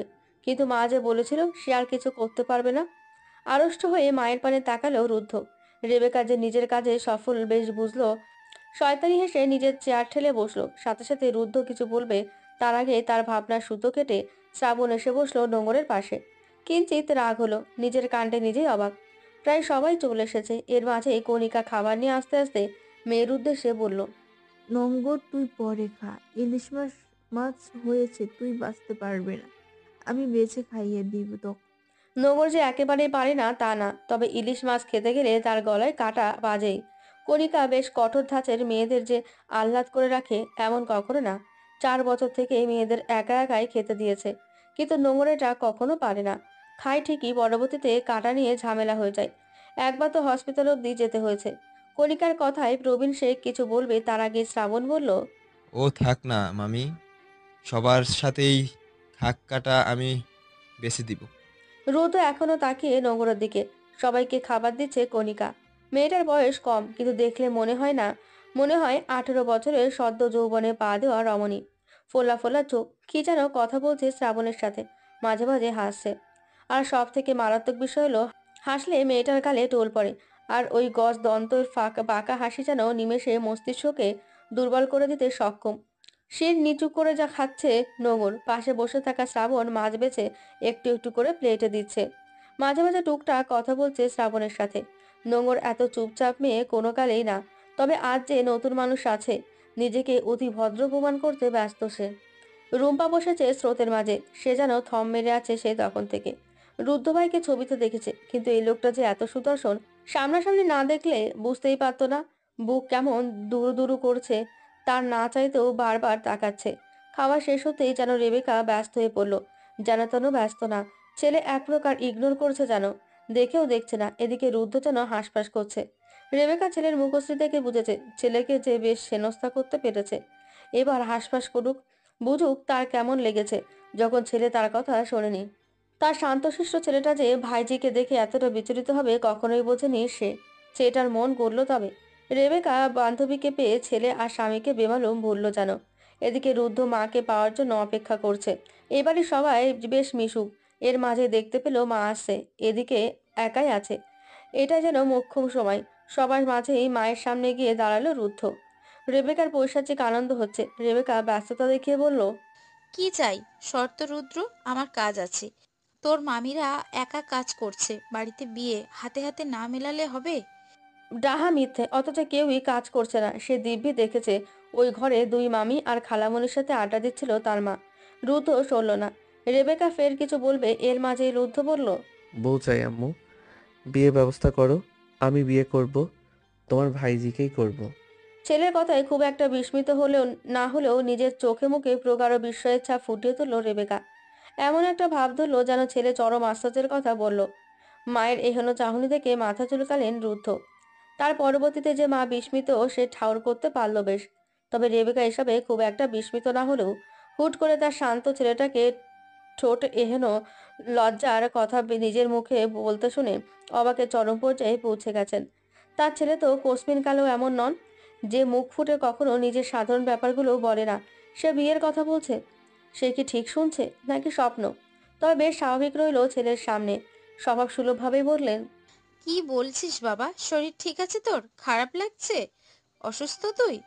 বলে ছেলের গলায় কপালে চেক করলো। মায়ের কাণ্ডে বেশ লজ্জা পেল রুদ্ধ, তবে তা বুঝতে দিল না। বিরক্তের ভান ধরে স্বাভাবিকভাবে বলল, আহা আম্মু, অসুস্থ হব কেন? সুস্থই আছি। এখানে অসুস্থ হওয়ার কি আছে? এভাবে তুমি আমার গুরুত্বপূর্ণ কথাটাকে এড়িয়ে যাচ্ছ। রেবেকা মুখ টিপে হাসলেন ছেলের আড়ালে। ছেলেকে বেশ জব্দ করেছে। রেবেকা অবুঝের মতো বললেন, ও মা, এটা বুঝি তোর গুরুত্বপূর্ণ কথা ছিল? আর অসুস্থতা কি হলো মানে? তুই এসব বলছিস? আমার তো মনে হচ্ছে স্বপ্ন দেখছি আমি। রুদ্ধ মায়ের পানে তাকিয়ে তপ্ত শ্বাস টানল। বেশ বুঝলো মা তার কথাটা এড়িয়ে যাচ্ছে। রুদ্ধ বেশ অধৈর্য হয়ে বলল, বিয়ের কথা কি গুরুত্বপূর্ণ কথা নয়? শুনতে পেয়েছো কি বলেছি? আমি তোমার ভাইজিকে বিয়ে করতে চাই। কি আশ্চর্য! তোমার তো খুশি হওয়ার কথা ছিল। তোমার সইয়ের মেয়েকে বিয়ে করতে রাজি হয়েছি, তাহলে এমন কেন করছো? রেবেকা মন দিয়ে ছেলের কথা শুনল। তার আজ যে খুশির দিন, কি যে ভালো লাগছে। রুদ্ধ বেশ আশা নিয়ে মায়ের পানে তাকিয়ে আছে। তবে তার মা তার আশায় যেন নিমেষে ছাই ঢেলে দিল, আশাহত করলো। দাম দিলই না তার কোনো কথার। ব্যস্ত স্বরে বলল, তোর গুরুত্বপূর্ণ কথা শেষ? শেষ হলে সর, আমার কাজ আছে অনেক। কতদিন পর বাবার বাড়িতে এসেছি। তোর বাবার কাজের জন্য তো বাবার বাড়ি আসতেই পারি না। এখন যেই আসলাম সেই ছেলে এসে জ্বালাতন করছে, কারোর সাথে সময় কাটাতে দিচ্ছে না। সর সর সামনে থেকে। আর কি যেন বিয়ের কথা বলছিলি? আমার ভাইজিকে বিয়ে করতে চাস তাই না? কিন্তু আমার ভাইজিকে তো তোর মতন দামড়ার সাথে বিয়ে দিব না। ওর বয়স দেখেছিস? ইস, ওইটুকুনি ছোট মেয়েকে বিয়ে দেব কেন এখন? 16 বছরের একটা মেয়েকে কিছুতেই তোর সাথে বিয়ে দেব না বাবা। বলে পৈশাচিক হাসলেন রেবেকা। ছেলের কথা ছেলেকে ফিরিয়ে দিতে সক্ষম সে। সেদিন না না না করেছিল, এখন যদি নাকানি চুবানি না খাইয়েছে সেও এই ছেলের মা না। ছেলেকে পাশ কাটাতে নিলে বাদ সাধলেন রুদ্ধ। অসহায় দৃষ্টিতে মায়ের পানে তাকালেন। বেশ বুঝলো মা তার কথায় তাকে ফিরিয়ে দিচ্ছে। রুদ্ধ অসহায় ভঙ্গিতে বললেন, মা, ফাজলামো কেন করছো? স্বাভাবিক হও না। আমি সত্যি রাজি। রেবেকা এবার বেশ সিরিয়াস মুখ করলেন। একটু কঠোর ভঙ্গিতে বললেন, আমরা তো রাজি না। আর রইলো ফাজলামোর কথা, তোর সাথে আমার ফাজলামোর সম্পর্ক নাকি? আমার ভাইজিকে তোর সাথে বিয়ে দেব না তো দেবই না। শোন, বাম্পার অফার একবারই আসে, তোরও এসেছে, তুই লুফে নিসনি, এটা তোর ব্যর্থতা। তোমাদের রাজি দিয়ে কি হবে? বিয়ে করব আমি তোমার ভাই, আর তুমি আটকাবে? আটকিও, তুলে নিয়ে বিয়ে করব বলে দিলাম। আর 16 বছর তো কি হয়েছে? এ দেশে 15 বছরের মেয়েরও বিয়ে হয়, আর ও তো তাও 1 বছর বেশি। বলে হনহন করে সিঁড়ি বেয়ে ওপরে চলে গেল। রেবেকা গেল তার বড় বাবার ঘরে। সে ঘরে যেতেই দুজন মিলে অট্টহাসিতে ফেটে পড়ল। প্রলয় শেখ দূর থেকে সবটাই দেখেছে। তার ছেলে যখন বিয়ে করবে না বলল, তখন দিশা না পেয়ে প্রলয় শেখকে সবটা জানাই রেবেকা। কারণ এসব ব্যাপারে জোর জবরদস্তি করে হয় না। আর সেই বলেছিল, আজই চলে আয় এই বাড়িতে, তারপর দেখি তোর ছেলে আমার গিন্নিকে দেখে রাজি কিভাবে না হয়। প্রলয় শেখ এবার হাসি থামিয়ে বললেন, হ্যাঁ রে রাবু, তুই না বললি তোর ছেলে বেশ শান্ত আর লাজুক? এই বুঝি তার নমুনা? রেবেকা হাসি থামিয়ে অবিশ্বাস্য স্বরে বললেন, আমিও ভাবছি, বড় বাবা আমার ছেলে কশ্চিম কালে এমন ছিল না, হুট করে এমন হলো কি করে? রুদ্রের ঘুম ভাঙলো আজ খিলখিলানো হাসির শব্দে। অন্য জায়গায় আসায় সারা রাত দু চোখের পাতা এক করতে পারেনি। সকালে জগিং করে ফ্রেশ হওয়ার পর শুয়েছিল, তখনই চোখ লেগে আসে। নিজের সবকিছুতে রুদ্রের বেশ খুঁতখুঁতে স্বভাব। নিজের বিছানা নিজের বালিশ ছাড়া ঘুমায় না সে। বাইরে থেকে যখন বাংলাদেশে আসতো, নিজের বাড়িতেও তার অসুবিধা হতো। এটা ওটা আস্তে আস্তে ঠিক হয়ে যায়। কিন্তু এই বাড়িটি তো তার জন্য একেবারেই নতুন পরিবেশ। বিছানার বরাবরই দেওয়াল ঘড়ি। বেলা 10:30 বাজে। কি অদ্ভুত, কেউ ডাকেনি এখনো। আড়মোড়া ভেঙে উঠল রুদ্র। বিছানা ছেড়ে চশমা নিয়ে বের হলো হাসির মালকিনকে তা দেখার জন্য। ঘর থেকে বের হয়েই বড় লম্বা বারান্দার মতো সাইডে গিয়ে নিচে তাকালো। নিচে সবাই গল্প করছে, এর মাঝে কাঙ্ক্ষিত মুখটি খোঁজার চেষ্টা করলো। তখনই ভেসে এলো কণ্ঠ, আব্বু, আমায় কেমন লাগছে? প্রবীর শেখ মিহি হাসলেন। এই মেয়েটা যে এত চঞ্চল, সবসময় দুষ্টুমি লেগে থাকে। আজ তার মায়ের বেনারসি আর গয়না পরে কোন এসেছে আছে। প্রবীর শেখ বেশ গর্ব নিয়ে বললেন, আসমানের চাঁদকে যেমন লাগে। নোংর খিলখিলিয়ে হেসে উঠল। তার সাথে সবাই হাসলো। এই মেয়েটা যেন বাড়িটা মাতিয়ে রাখে। তবে রুদ্ধ এখনো দেখেনি, বেশ কৌতূহল নিয়ে উকে ঝুঁকে মারল। মেয়েটা অধিক পানে ঘোরা। বেশ কৌতূহল নিয়ে এগোলো নিচে যাওয়ার জন্য। শ্রাবণ সবেই ঢুকছিল। বাড়িতে সামনে থাকা লাল টকটকে বেনারসি পরিত ষোড়শী মেয়েটিকে দেখে যেন হৃদয় কম্পন ধরল। শ্রাবণকে দেখে এগিয়ে গেল নোংর। হেলে দুলে নিজেকে দেখাতে দেখাতে বলল, শ্রাবণ ভাই, আমায় কেমন লাগছে? ভাবনাচ্যুত হলো শ্রাবণের। দুষ্টুমির স্বরে বলল, তোকে নানির মতো লাগছে। বলেই মুখ টিপে হাসলো। এতে যেন নোংর আরো খুশি হলো। হেলতে দুলতে ফের দাদার কাছে গিয়ে পানের বাটা থেকে একটা পান নিয়ে মুখে পুরো বলল, তোমার নানা পুরনো হয়ে গেছে বাছা, নতুন নানা আনার ব্যবস্থা করো। ততক্ষণে রুদ্ধ নিচে নেমেছে। নোংরের কথায় এক দফা হাসি রোল পড়ে গেল। মেয়েটা এত দুষ্টু। নোংরের কথার মাঝেই ফোড়ন কেটে অপু বলল, আমি নোংরকে বিয়ে করব আম্মু, আমি করব। অপু একটু অন্য ধাঁচের, বুদ্ধির দিক দিয়ে একেবারে কাঁচা। অসুস্থ সে তেমন নয়, তবে ছোটবেলা থেকে এমন।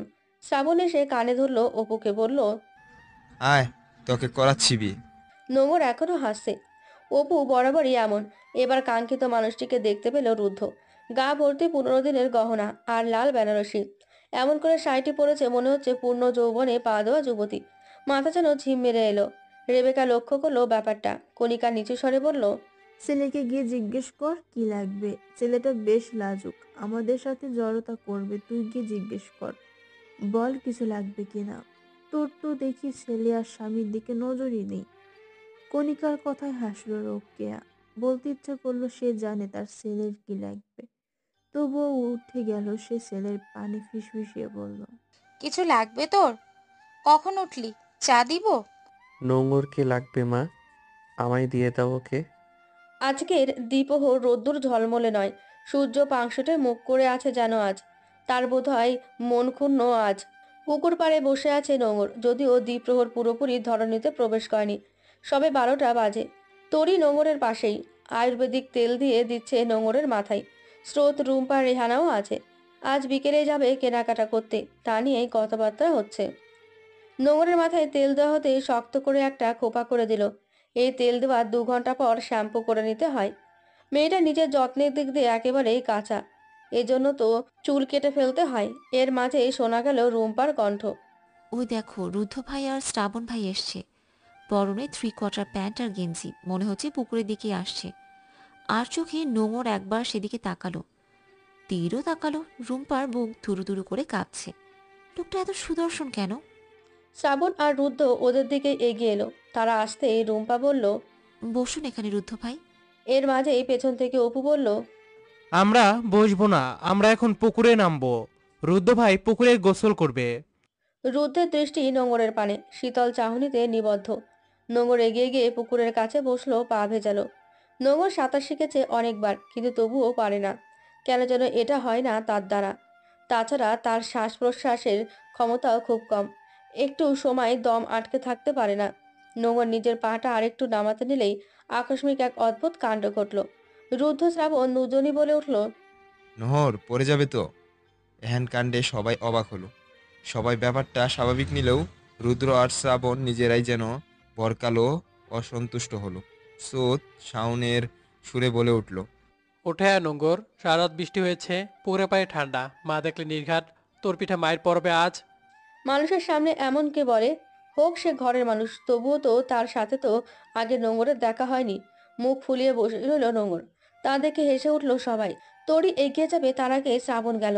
এই মেয়ে বেশ মুখ ফোলানোর স্বভাব আছে। সন্তর্পণে হাত ধরে সেখান থেকে তুলল নোঙরকে। তরির বুকটা কেন যেন কাঁপলো খানিক। নোঙর তো শ্রাবণ ভাইকে ভাইয়ের মতোই দেখে। তাছাড়া নোঙরকে বাড়ির সবাই এভাবেই আগলে রাখে। তবুও কেন এসব বুঝেও শ্রাবণ ভাইকে নোঙরের সাথে দেখলে বুক কাঁপে তার। তরির ভাবনার সুতো কেটে শ্রাবণ শান্ত কণ্ঠে বলল, কথায় কথায় রাগিস কেন? হ্যাঁ নহর রানী, পড়ে যাবি তো। আর পা ভিজিয়ে এরা আছিস কেন?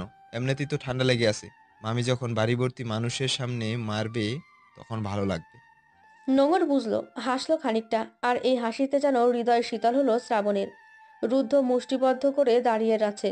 ভাই বোন হোক, তবুও কেন যেন সহ্য হয় না। সম্পর্কে তো নোঙর তারও বোন, তবুও তো বিয়ের কথা হচ্ছে। রুদ্ধ শ্রাবণকে পাশ কাটিয়ে পুকুরে নামলো। শ্রাবণও নামলো। এটা হলো পদ্ম পুকুর একটা। পুকুরটা অনেক বড়। পদ্ম থাকলেও পদ্মগুলো কেমন নিভু নিভু হয়ে আছে। মাঝে একটা টকটকে গোলাপি রঙের পদ্ম সামান্য ফুটেছিল। তা দেখে নোঙর ফুলটা যেন ইশারা করে তাকেই ডাকছে। নোঙরের বেশ ইচ্ছে করলো ফুলটাকে ছুঁয়ে দেখার। ইচ্ছে আর দমিয়ে রাখতে পারল না, চেঁচিয়ে উঠে বলল, শ্রাবণ ভাই, ওই পদ্মটা আমায় এনে দাও না। শ্রাবণ অনেকটা দূরে, আর রুদ্ধ প্রায় সেই ফুলটার কাছাকাছি ছিল। শ্রাবণ আসতে নিলেই রুদ্ধ বাদশেদে বলে, তোর আসতে হবে না, আমিই নিচ্ছি। শ্রাবণ যায় না আর। শ্রাবণ তেমন মাথা ঘামালো না। রুদ্ধ একবার নোঙরের পানে তাকালো। মেয়েটা কি মায়াভরা চাহনিতে ফুলটার দিকে দৃষ্টি দিয়ে আছে। প্রেমিক মন যেন নিমেষে ফুলটাকে নিয়ে হিংসে শুরু করলো। রুদ্ধ নিল ফুলখানা। ফুলটাও যেন সামিল হলো নতুন প্রেমের গল্পে। ফুলটাও সে আদুরে স্পর্শে তুলে নিল। ফুলটা নিয়ে সাঁতরে পাড়ে এলো, ডাঙায় উঠল, এগিয়ে দিল নোঙরের দিকে। নোঙর একবার তাকালো রুদ্ধের দিকে, নিমেষে নামিয়ে নিল আখিজোড়া। লোকটার গভীর দৃষ্টি যেন অতলে গিয়ে স্পর্শ করলো নোঙরের। নোঙর ফুলখানা দিতে নিলেই হুট করে হাত সরিয়ে নিল। অদ্ভুত এক কাজ করে বসলো। কানের পিঠে গুজে দিল ফুলখানা, মিনমিনিয়ে বলল, আমার অনুভূতির শীর্ষবিন্দুতে আপনাকে স্বাগত, মহারানী। সাথে সাথে সরে গেল। রুদ্ধর এই কাণ্ড দেখেনি কেউ। নোঙর যেন থমকে দাঁড়িয়ে আছে, বিস্মিত তার দৃষ্টি। নিমেষে গাল দুটো লাল আভায় চেয়ে গেল। কি সাংঘাতিক! কি বললো রুদ্র ভাই? সে কেন বুঝলো না? না বুঝে হৃদয়টা এমন লম্ফঝম্ফ শুরু করলো কেন? এ বাড়ির নাম পরিপূর্ণ। বাড়িটির নামের মতো এই বাড়ির মানুষগুলো ভালোবাসায় পরিপূর্ণ এবং শৌখিন। উঠান বেশ বড়, পুরো উঠানটা পাকা করা। উঠানেই রং তুলি দিয়ে আলপনা করছে রিহানা। রেহেনা হাতের কাছে বেশ পাকা, এসব তো করতে সে বেশ ভালোবাসে। মধ্য দুপুর চলছে, সবাই খেয়ে আড্ডায় বসেছে, সে এসেছে এসব করতে। হুট করে মেন গেটের শব্দ হলো। রেহানা নিচে বসে তখন রং করছিল, কারো শব্দ হলো, ভাবলো উঠে দেখবে কে। পরক্ষণেই ভাবলো অচেনা কেউ হলে বাইরে থেকে নক করে, আর চেনা কেউ হলে ঢুকে যায়। তার বড় মামা বাইরে বড় বড় করে লিখে বোর্ড টানিয়ে দিয়েছে, অচেনা কেউ নক ছাড়া বাড়িতে প্রবেশ নিষেধ। পাশেই কলিং বেল দেওয়া। ওয়াও, সাস ও বিউটিফুল আর্ট। আকস্মিক অচেনা কণ্ঠ পেতে ধ্যান ভাঙল রেহেনার। সাথে সাথেই ফ্ল্যাশ জ্বলল, যেন কেউ ছবি তুলল। কৌতূহল নিয়ে তাকাতেই অচেনা এক মধ্যবয়সী যুবকের দেখা মিলল, যার গলায় ঝুলানো ক্যামেরা। অচেনা কাউকে নিজের ছবি তুলতে দেখে চমকালো রেহেনা। ওড়না ঠিকঠাক করে উঠে তেড়ে এসে বলে, এই কেমন অভদ্রাম! কে আপনি? বাড়িতে ঢুকে ছবি কেন তুললেন? যুবকটি রেহেনার কথায় যেন পাত্তা দিল না, এগিয়ে গিয়ে আলপনার আরো কয়েকটি ছবি তুলতে তুলতে বলল, এটা স্রোত ভাবির বাড়ি না? স্রোতভাবী ডাকটা শুনে খানিকটা দমলো রেহেনা। হৃদের বাড়ির লোক বুঝলো, তাই বলে এমন না বলে ছবি তুলবে? আজ হৃদ ভাইকেই বিচার দেবে ভাবলো। খানিকটা ভদ্রতা নিয়ে কাট কণ্ঠে বলল, হ্যাঁ। এর মাঝেই প্রবেশ করলো হৃদের বোন, হৃদের বড় ভাইয়ের বউ। ছেলেটা বলল, এবার ডাকুন আপনার ম্যাডামকে, বলুন তার একমাত্র দেবর এসেছে।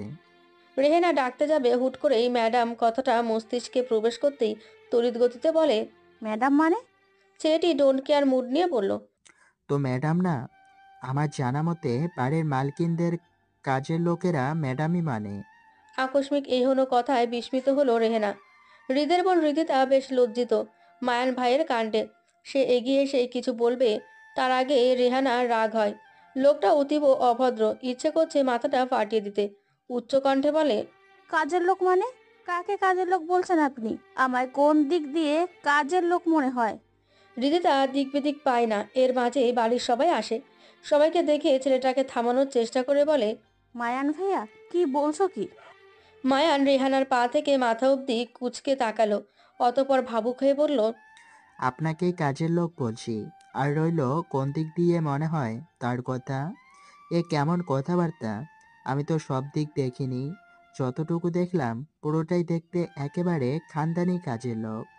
মায়ানের কথা শেষ হতেই সশব্দে হেসে উঠল শ্রাবণ। শ্রাবণের সাথে অপু আর রুম্পাও হাসলো। শ্রাবণ এগিয়ে এলো, হ্যান্ডশেক করলো মায়ানের সাথে। মায়ান শ্রাবণকে চেনেন, দেখাও হয়েছে কয়েকবার। শ্রাবণ হাসতে হাসতেই বলল, বাহ, বেশ বিচক্ষণী মানুষ তো তুমি। ঠিক ধরেছো, ও কাজের লোকই, তবে এ বাড়ির না, আমাদের বাড়ির। নেহাত আমার মায়ের দয়া মায়ার মন, তাই ওকে মেয়ের মতোই বড় করেছে। এটা ওর মামার বাড়ি, আমার তথাকথিত ছোট বোন। বলেই রেহানার দিকে তাকিয়ে ফের গা জ্বালানো হাসি দিল। তেলে বেগুনে জ্বলে উঠল রেহানা। তার ভাই সবসময় এমন বলে, অন্যের মুখে শুনলে তো হাসবেই। শ্রাবণের কথায় খানিকটা ভরকালো মায়ান। রেহানার পানে তাকালো।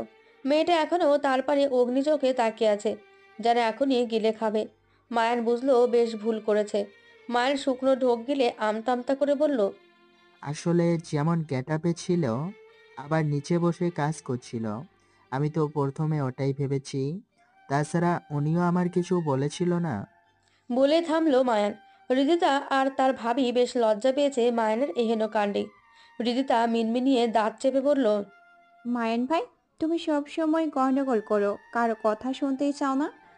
মায়ের মাথা চুলকে ক্যাবলাকান্তের মতো হাসলো। অতঃপর রেহানার সামনে গিয়ে বলল, সরি, আমি বুঝিনি। বাই দ্য ওয়ে, আমি মায়ান। আর আপনি? বলেই হাতটা এগিয়ে দিল হ্যান্ডশেক করার জন্য। রেহানা ফুঁসে উঠল, নাক মুখ কুঁচকে তাকালো মায়ানের দিকে। ফসফস করতে করতে মায়ানকে উপেক্ষা করেই প্রস্থান করলো। বিস্মিত হলো মায়ান, তপ্ত শ্বাস টানলো, ওষ্ঠ কোলে ঝুলে উঠল তীক্ষ্ণ হাসির রেশ। রেহানা যাওয়ার পানে তাকিয়ে মিনমিনিয়ে বলল, ঝাঁসি কি রানী? Not bad, I like it. আজ শুক্রবার, বিয়ের অনুষ্ঠান শুরু হতে আর মাত্র 4 দিন বাকি। স্রোতের বিয়েটা অ্যারেঞ্জ ম্যারেজ বলে নাকি লাভ তা জানা নেই। ব্যবসার সূত্রে পরিচয় হৃদের বাবার সাথে স্রোতের বাবার, প্রবীর শেখের সাথে। পারিবারিকভাবে বিয়ে ঠিক করা হয়েছে আরও 4 বছর আগে। হৃদ বলেছে অনার্স ফাইনাল ইয়ারের আগে বিয়ে করতে চায় না, নয়তো পড়ায় অমনোযোগী হয়ে যাবে স্রোতের। সেই 4 বছর আগে থেকেই আলাপ হয়, অতপর ভালোবাসার সম্পর্কও গড়ে ওঠে। হৃদ স্রোতের ক্ষেত্রে বেশ পজিটিভ। হৃদের ভালোবাসা এতটাই প্রগাঢ়, সে ভালোবাসার স্রোতকে উন্মাদ করতে সক্ষম।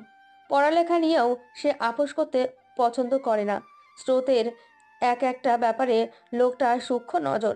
এখনো যদি অনার্স 3য় বর্ষে পড়ছে স্রোত, হৃদের দাদির জোরাজুরিতে এখনই আয়োজন করতে হচ্ছে। শুক্রবার আজ, তাই সবাই বাড়িতে রয়েছে। 4 দিন বাকি আর বিয়ের অনুষ্ঠান শুরু হতে। টুকটাক অনেক কাজই শুরু হয়ে গেছে। আজ তাদেরও কথা ছিল কেনাকাটা করতে যাওয়ার।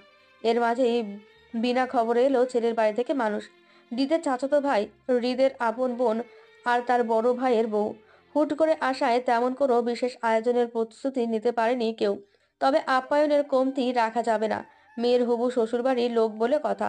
অতঃপর তাদের শরবত আর ঘরে থাকা টুকিটাকি স্ন্যাক্স মিষ্টি দিয়েই রসুই ঘরের দিকে গেল ভিন্ন কিছু তৈরির জন্য। তারা এসেছে বাড়ির সকলের জন্য উপহার সামগ্রী নিয়ে। সবে অপরাহ্নের শুরু। আসরের আজান পড়ল সবে। কণিকা, মিতা, রেবেকা মিলে রান্নাঘরের দিকে গেল নাস্তার তোড়জোড় করতে। তবে নাস্তাটা বানালো রেহানাই। রেহানা এসব ব্যাপারে বেশ গুছিয়ে হ্যান্ডেল করতে পারে। অতিথিদের জন্য নিমেষে মুখরোচক খাবার এবং চা তৈরি করলো। অতঃপর মামি আর খালামণির সাহায্য নিয়ে এলো বৈঠকখানায়। লোকটার সাথে তার ঝামেলা হলো, বাকি দুজন তো তাকে কিছু করেনি। বোনের শ্বশুরবাড়ির লোক বলে নয়তো এই লোকটাকে তখনই দেখে নিত। মানুষ মানুষকে ড্রেস দেখে কি করে বিচার করে। এক এক করে সবার হাতে চা তুলে দিল। সবার হাতে চা তুলে দিয়ে অনিচ্ছা সত্ত্বেও মায়ানের চাটা নিল। 7-5 ভাবতে ভাবতেই এলো মায়ানের সামনে। যে না মায়ান চাটা নেওয়ার জন্য হাত বাড়াবে, রিহানা মুখ ভেঙচি দিয়ে চাটা সামনে থাকা টেবিলে রাখলো। প্রস্থান করলো। অবাক হলো মায়ান, ভরকালো খানিক, কিঞ্চিত হাসলো। চাটা নিয়ে রেহানার পানে তাকিয়ে চুমুক বসালো। ঝাঁঝালো মানুষ মায়ানের বেশ পছন্দ। অপরাহ্ন মেদিনীতে রাজত্ব চালাচ্ছে তখন। সারাদিন বিভা বসু পাংশুটে মুখ থেকে শেষবেলা কমলা আভা ছড়াচ্ছে আর চারিদিকে। ধূসর আর কমলাটে হয়ে আছে অন্তরিক্ষ। এ যেন রঙে ছড়াছড়ি। মরিচা বাতিগুলো ও আবছা আলো ছড়াচ্ছে। মেদিনীতে এখনো অপরাহ্ন। নিজের আলো ছড়ানোর ফলে কৃত্রিম বাতিগুলো যেন নিজের আলো ছড়াতে অক্ষম। এই আলোয় কৃত্রিম আলোগুলো যেন অস্পষ্ট। ছাদের মাঝ বরাবর বসে নুপুরের হুক গাঁত লাগাতে ব্যস্ত নোঙর। ছাদে এসেছিল পায়রাগুলোকে খাবার দিতে। যাওয়ার সময় ইট আর পাথর একসাথে ছিল দেখেনি, সাথে হোঁচট খেয়ে পড়ে যায়। পা ছিঁড়ে রক্ত বেরোচ্ছে, সেই দিকে তার কোনো মাথা ব্যথা নেই। নুপুরখানার হুকটা ছিঁড়ে গেছে, এই নিয়ে তার আফসোসের শেষ নেই। পড়ে গেছে শুনলে মা বেশ বকবে, তাছাড়া নুপুরটা দেখলেও মা বকবে, তাই ঠিক করার চেষ্টা করছে। মা সবসময় বেশ কঠোর কিছু হলে তাকেই উল্টো বকে। নোঙরের সাথে বসে দুটো পায়রা, একটা সাদা একটা লালচে। নোঙরের পায়রা পালার বেশ শখ। এই পায়রাগুলো বাবার আজ শ্রাবণ ভাই মিলে এনে দিয়েছিল, তাও শহর থেকে। 50খানা পায়রা আছে তার। এ থেকে এই দুটো পায়রা ব্যতিক্রম। এই দুটো তার সর্বপ্রথম পায়রা। খুব কান্নাকাটির পর বাবা এনে দিয়েছিল। এই পায়রার জন্য একদিন না খেয়েও ছিল, তবুও তার মা রাজি হয়নি। পরে তার বাবা জোর করে এনে দিয়েছিল। ওই 50খানা থেকে এই দুটো যেন তার বন্ধু হয়ে উঠল। ভালোবাসা দিলে নাকি বোবা জাতকেও পোষ মানানো যায়। আর এ প্রমাণ হলো এই পায়রা দুটো। নোংর জানতো শুধু কিছু কিছু পাখি আছে যারা পোষ মানে, কিন্তু পায়রাও যে পোষ মানে তা তার ধারণার বাইরে ছিল। নোঙর যখন পড়লো, নোঙরের আর্তনাদ শুনে সাথে সাথে যেন পায়রা দুটো এলো। আর আসার পর থেকেই কেমন বাকবাকম করে যাচ্ছে, যেন কিছু বলতে চাচ্ছে ওরা, কিন্তু পারছে না। ভাবনার মাঝে হুট করে এক কাণ্ড ঘটলো। চমকালো নোঙর খানিকটা। তার সাথে সাথেই নুপুরটা কেউ কেড়ে নিল। এসে রাশভারী কণ্ঠে বলল, জিনিসের যত্ন নেওয়ার আগে নিজের যত্ন নিতে শেখো মেয়ে। শরীরের অবহেলা আমার একটু পছন্দ না। চেনা কণ্ঠে সামনের দিকে তাকালো নোঙর। তখনই যেন ব্যথাটা ঠাউর করতে পারল। পাটা যেন টন করে উঠল। এতক্ষণ নুপুর নিয়ে ব্যস্ত থাকায় পায়ের কথা বেমালুম ভুলে গেছিল। মনোযোগ বিচ্ছিন্ন হওয়ায় ব্যথাটা যেন চাড়া দিল। সামনে থাকা রুদ্র ভাইকে দেখে খানিকটা থতমত খেল নোঙর। পা গুটিয়ে নেওয়ার প্রয়াস চালালো, ব্যর্থ হলো। এর মাঝেই ফের রুদ্র শান্ত কণ্ঠে বলল, পা ছিলল কি করে দেখি, দেখতে দাও, রক্ত বের হচ্ছে দেখি। বলতে বলতেই পার স্পর্শ করলো। কিঞ্চিত কেঁপে উঠল নোঙর। রুদ্ধের কথার প্রত্যুত্তরে রাশভারী কণ্ঠে বলল, আবার ছিলে দেখাবো কি করে হলো। বলে রুদ্রের দিকে তাকাতেই ভয় পেল। চোখ রাঙিয়ে তাকালো রুদ্ধ। মেয়েটা মুখের বুলি আছে বেশ। সাথে সাথে নোঙর আমতা আমতা করে বলল, না মানে ইটের সাথে পা লেগে হোঁচট খেয়ে নিচে পড়েছি। কিছু বলল না রুদ্ধ। তন্মধ্যে সাংঘাতিক এক কাণ্ড করলো। পাজা কোলে তুলে নিল নোঙরকে। সাথে সাথে নোঙর চিৎকার করে উঠল, বলল, হায় আল্লাহ, রুদ্র ভাই করছেন কি? রুদ্র গম্ভীর কণ্ঠে বলল। চুপ, নয়তো মামিকে বলে মার খাওয়াবো। নোংর দমলো যেন। মাকে এসে বেশ ভয় পায়। তখনই মনে পড়লো নূপুরের কথা, মুখ ফুলিয়ে বলল। আমার নূপুর দিন। রুদ্র এগোতে এগোতে বলল। ফেলে দিয়েছি। ফেললেন কেন? আমার প্রিয় ছিল এটা। রুদ্র নিজের দৃষ্টি নিবদ্ধ করলো নোঙরের কোণে, শীতল আখিতে তাকালো, খানিকটা থামলো, হৃদয় যেন কি বুঝলো, দুরু দুরু শুরু করলো, নয়নে নয়ন মিলিয়ে বলল। আর আপনি আমার প্রিয়। বিভাবসু অস্তমিত হলো সবেই। কল্লোলিত পরিবেশ খানিকটা থমথমে। বোনের পায়ে স্যাভলন দিয়ে পরিষ্কার করছে স্রোত। মা নামাজ পড়ছে। এসে আজ তাণ্ডব করবে। মেয়েটা বড়ই দুষ্টু। মেয়ে মানুষ এত দুষ্টু হলে চলে? ছোটাছুটি করা যেন তার রক্তে মিশে আছে। আর একটা না একটা কাণ্ড ঘটাবেই। খুব একটা কিছু না হলেও ডান পায়ের বুড়ো আঙুলের নখটা অর্ধেক উঠে গেছে, সেখান থেকেই রক্তপাত হচ্ছিল। আর গোড়ালির দিক দিয়ে ছিলেছে। ভীত চোখে তাকিয়ে আছে নোঙর। বাবাও নেই বাড়িতে, সে গেছে নামাজ পড়তে মসজিদে। নখখানা পরিষ্কার করে ব্যান্ডেজ করে দিল স্রোত। এর মাঝে এলো কণিকা, অনুরাগযুক্ত মুখশ্রীখানা। নামাজ পড়ার সময় কানে গিয়েছে কথা। মাকে দেখে তড়িৎ গতিতে উঠে রেবেকার পেছনে গিয়ে পালালো নোঙর। পায়ে ব্যথা, সেই দিকে তার খেয়াল নেই। রেবেকার পেছনে গিয়ে ভীত কণ্ঠে বলে। ও ফুপিমা, তোমার বান্ধবীকে এভাবে তাকাতে না করো, ভয় করে আমার। কণিকা এবার তেড়ে এসে বলল। এই কোথায় যাচ্ছিস তুই? বের হ, বের হ। আজ তোর একদিন কি আমার একদিন। ফুপিমা, কিছু বলো না মাকে। রেবেকা হাসলো কিঞ্চিত, যেমন মা তার তেমন মেয়ে। ইস, এসেছে মেয়েকে শাসন করতে। সে তো এই নোঙরের মতোই ছিল। রেবেকা এবার নোঙরকে ধরে কণিকার উদ্দেশ্যে বলল। আহা কণিকা, এ কেমন আচরণ? আসার পর থেকে দেখছি কিছু হলে ছেলে মেয়েদের মারতে তেড়ে আসিস। এমন করলে ছেলেমেয়েরা সাহস পায় বেশি। আর সবসময় ছেলে মেয়েদের সাথে এমন কঠোর মাসুলভ আচরণ করতে হয় না। ওরা বড় হয়েছে, এটা তোকে মানতে হবে। তাছাড়া ওরা দুষ্টুমি করবে না তো তুই করবি? ফুপে মায়ের কথায় খানিকটা সাহস পেল নোঙর। কণিকা সামান্য রাগ দেখিয়ে বলল। তোদের ভাই আর তোদের জন্য মেয়েগুলো দিন দিন উচ্ছন্ন যাচ্ছে। আশকারা দিস না, এদের মাথায় উঠবে। আর সাহস পাবে কি? অমন সাহস হওয়ার আগে হাত পা বেঁধে ঘরে বেঁধে রেখে দেব। মা তো মা, সুলভই আচরণ করব। মায়েরা আবার বন্ধু হয় নাকি? রেবেকা বান্ধবীর কথাই অসন্তুষ্ট হলো। এখন কি তাদের যুগ আছে? যুগ পাল্টেছে। নতুন প্রজন্মের ছেলেমেয়েরা হয় বেশ নাজুক। এদের সাথে মা বাবার বন্ধুসুলভ আচরণ করতে হয়। রেবেকা এবার বলল। তোর থেকে এসব মূর্খের মতো কথা আশা করিনি। ছেলে মেয়ে মানুষ করা এতই সহজ? মারধর করলে শোধরানোর থেকে বেশি নষ্ট হয়। মা সুলভ আচরণ করে ভয় দেখাতে পারবি, সেই ভালোবাসাটা আর আসবে না। সারাদিন বাচ্চারা ভাববে এটা করলে মা বকবে, ওটা করলে মা বকবে। ওরাও মন খুলে প্রাণবন্ধ হয়ে বাঁচতে পারবে না। তোর সামনে সবসময় ভয়ে ভয়ে থাকবে। এখন দেখবি মেয়ে বিনা কারণেই তোকে ভয় পায়। ভুল করে কিছু করে বসলেও ভয়ে তোকে বলতে সাহস পাবে না। এই বয়সটা এখন ভুল করার। দেখা গেছে হুজুকে কোনো ভুল করে বসবে, ভয়ে তোদের কিছু বলবে না। আর সেই ভুল করতে করতেই বড় কিছুতে পরিণত হবে। ছেলে মেয়েদের ভালোবাসা দিয়ে বোঝাতে হয়, ভালোবেসে বন্ধুর মতন মিশতে হয়। বলেই রেবেকা নোঙরকে নিয়ে স্থান ত্যাগ করলো। স্রোত সহ বাকি সবাইও প্রস্থান করলো। কণিকা ভাবলো, বেশ, আসলেই তো তার মেয়ে সামান্য জ্বর হলেও ভয়ে থাকে মা যদি বকে। ছোটখাটো কিছু করেই বাবার পেছনে লুকায় বাঁচার জন্য। অথচ মানুষ বলে সবচাইতে নিরাপদ স্থান মা। তাহলে সে কি ভালো মা হতে পারেনি? কণিকা খেয়াল করেছে স্রোত ও প্রস্থান করার পূর্বে দীর্ঘশ্বাস ফেলেছে। সে ছোটবেলা থেকে সবসময় সন্তানদের শাসন করেছে এই ভেবে তার ছেলে মেয়ে ভুল করবে না কখনো। আর এই ভুলটাকে দূর করার জন্য সে যে নিজের মেয়েদের থেকে কত দূরে চলে গেছে সেটা জানা নেই তার। ফের সেই কল্লোলিত পরিবেশ পরিপূর্ণ যেন নীরব, একদমই মানায় না। সবসময় হৈরয়ে মুখরিত থাকবে তাতে যেন পরিপূর্ণ। প্রলয় শেখ আর পাশে বসে আছে নোঙর। আজ তাদের কেনাকাটা করতে যাওয়ার কথা ছিল, কিন্তু আজ যাওয়া হলো না। আর শ্রাবণ এসেছে সবে। আসতে ধপ করে বসলো নোঙরের পাশে। সে এখনো দেখেনি নোঙরের পা। অদূরে দাঁড়িয়ে থেকে রুদ্ধ তা দেখলো গভীর চোখে। চশমা ঠেলে নিয়ন্ত্রণ করলো নিজেকে। মা তার এই ব্যাপারটা বেশ অবহেলা করছে। কেন তার ভাইয়ের সাথে কথা বলছে না? রুদ্ধ এসে বসলো প্রলয় শেখের পাশে। ইচ্ছে করে বসলো। এর মাঝে রুম্পা এগিয়ে এলো।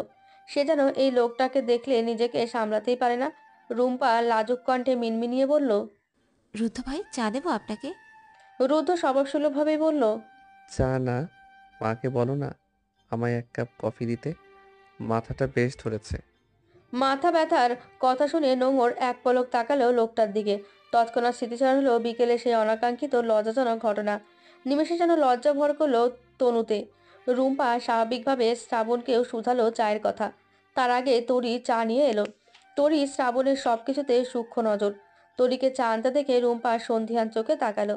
তার কেমন সন্দেহ হয় আজকাল। রুম্পা খানিকটা রসিক কণ্ঠে বলল, বাহ, চা নিয়ে এসেছিস। সব দিকে বেশ নজর তো তোর। নাকি এটা শুধু শ্রাবণ ভাইয়ের দিকে?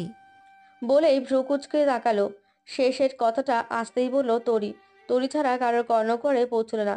মুখে তার শয়তানি হাসি। তরি থতমত খেলো। আমতা আমতা করে বলল, কি যে বলিস না আপা, তুই কি করতে চাচ্ছিলি? যা, আমি চাটা দিয়ে আসি। দৃঢ় পায়ে গিয়ে শ্রাবণের পানে চা এগিয়ে দিয়ে বললাম, আপনি কিছু খাবেন? বানিয়ে দিব? শ্রাবণ মাথা দুলিয়ে না বলল। সে বাইরে থেকে খেয়ে এসেছে। আকস্মিক নজর গেল নোঙরের পায়ের দিকে। চমকালো শ্রাবণ। চাটা নিতে গিয়েও ধপ করে রেখে দিল। যার দরুন গরম চাখানা পড়লো তরির হাতে। আর্তনাদ করে উঠল তরি, কিন্তু তার আর্তনাদ শ্রাবণের অবধি পৌঁছালো না। শ্রাবণ সহসা বিস্মিত কণ্ঠে বলল, তোর পায়ে ব্যান্ডেজ কি করে নোহর রানী? কি হয়েছে? বলতে বলতে চরণ স্পর্শ করতে গেল, কিন্তু তখনই নোঙর উঠে গিয়ে কিঞ্চিত উচ্চ কণ্ঠে বলল, হায় আল্লাহ, আপা তোর হাতে তো গরম চা পড়েছে, তাড়াতাড়ি পানি দে। নিজের হাতে চা পড়েছে সেই দিকে তরির লক্ষ্য কই। সে তো শ্রাবণের পানে তাকালো। লোকটার চোখে নোঙরের জন্য চিন্তার ছাও স্পষ্ট, অথচ চারদিকে লোকটার খেয়াল নেই। শ্রাবণের মস্তিষ্ক খুলল।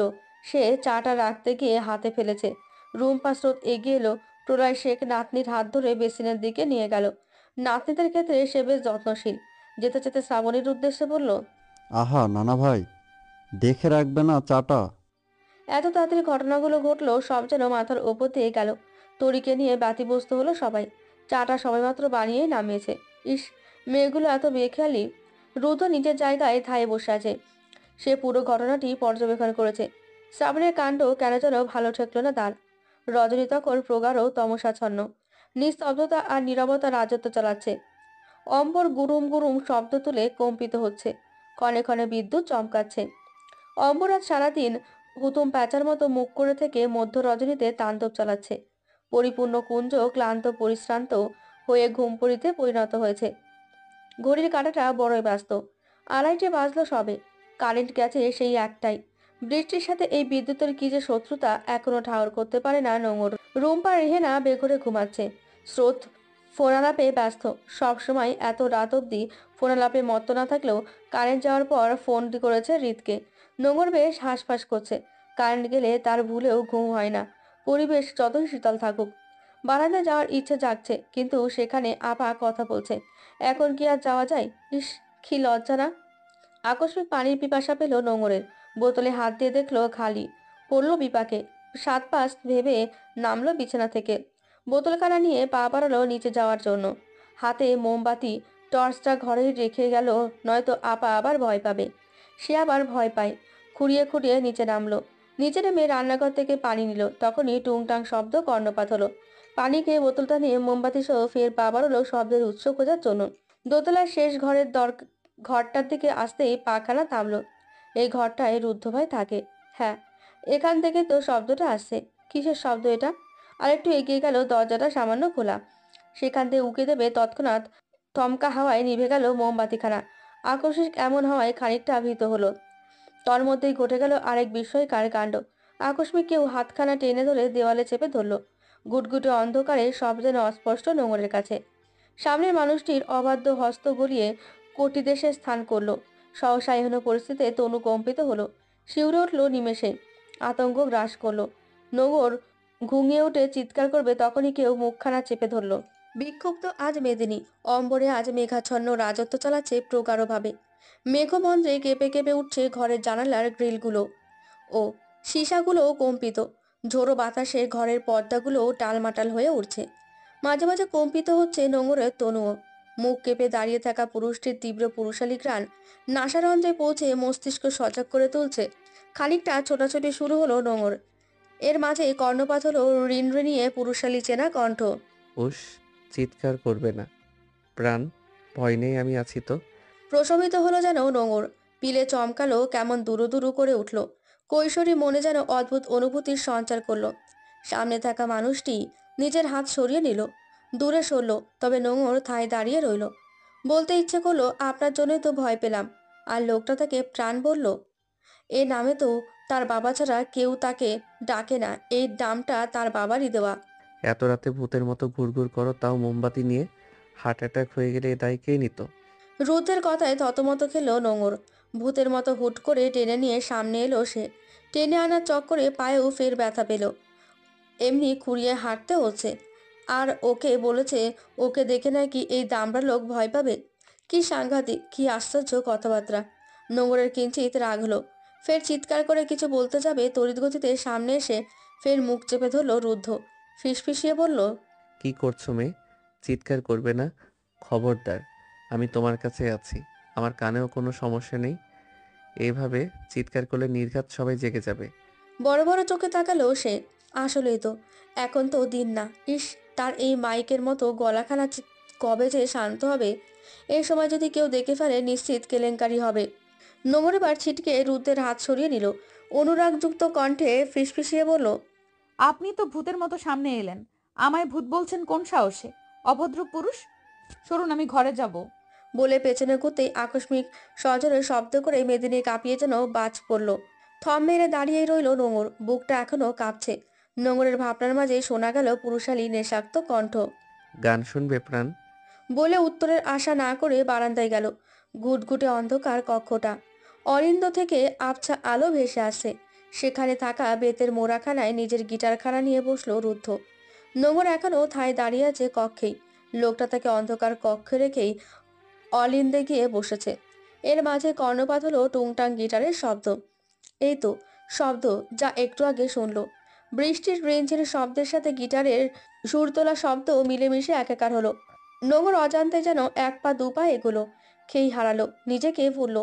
গিটারের সুরের সাথে তাল মেলালো রুদ্ধ। মসৃণ কণ্ঠে গেয়ে উঠল, আমি বাউন্ডুলে ঘুরি, যে আমাকে বাসবে ভালো, তার আকাশে উড়ি। এ যেন অদ্ভুত এক অনুভূতি আষ্টে পৃষ্ঠে জড়ালো নোঙরকে। দিশাইন হলো যেন সে। মনোসংযোগ জোরালো হলো। সামনে থাকা উঁচু গতিতে বসলো নোঙর। অদ্ভুত এক মোহনীয় মুহূর্ত। নোঙরের পায়ের কাছেই বেতের মোড়ায় বসে গিটারের শব্দ তুলছে আর মিহি কণ্ঠে গান গাইছে রুদ্ধ। কি সুন্দর সেই কণ্ঠ।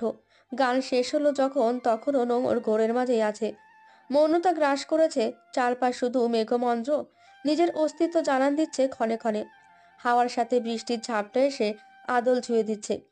বৃষ্টির ঝাপটা জানান দিচ্ছে বৃষ্টির তীব্রতা। ছোট্ট মনে কিঞ্চিত অনুভূতি প্রবেশ করাতে যে সক্ষম বুঝল রুদ্ধ। এইটুকু মেয়ে প্রেমে নাকি সে হারিয়েছে নিজেকে। কি আশ্চর্য, তাই না? আশেপাশে দৃষ্টি বোলালো রুদ্ধ। এর মাঝে মেয়েটা মোহনীয় কণ্ঠে শুধালো, এই গিটারটা আপনার? রুদ্ধ মৃদু হেসে মাথা ঝুলালো। মানে হ্যাঁ, তারই। নোঙর প্রশস্ত হাসলো, কণ্ঠ খাদে নামিয়ে বলল, আমি একটু নেই। কি মিষ্টি আবদার, কি মিষ্টি সেই কণ্ঠ। যেখানে রুদ্ধ নিজেকে সমর্পণ করতে রাজি, সেখানে তার গিটার তো ক্ষুদ্র জিনিস। নিজের হাতেই তুলে দিল গিটারখানা নোঙরের হাতে। নোঙর যেন মহা খুশি হলো। এই জিনিসটা যে তার কত ভালো লাগে। গিটারখানায় হাত বুলালো নোঙর। রুদ্ধের মনটা হিংসাত্মক হলো।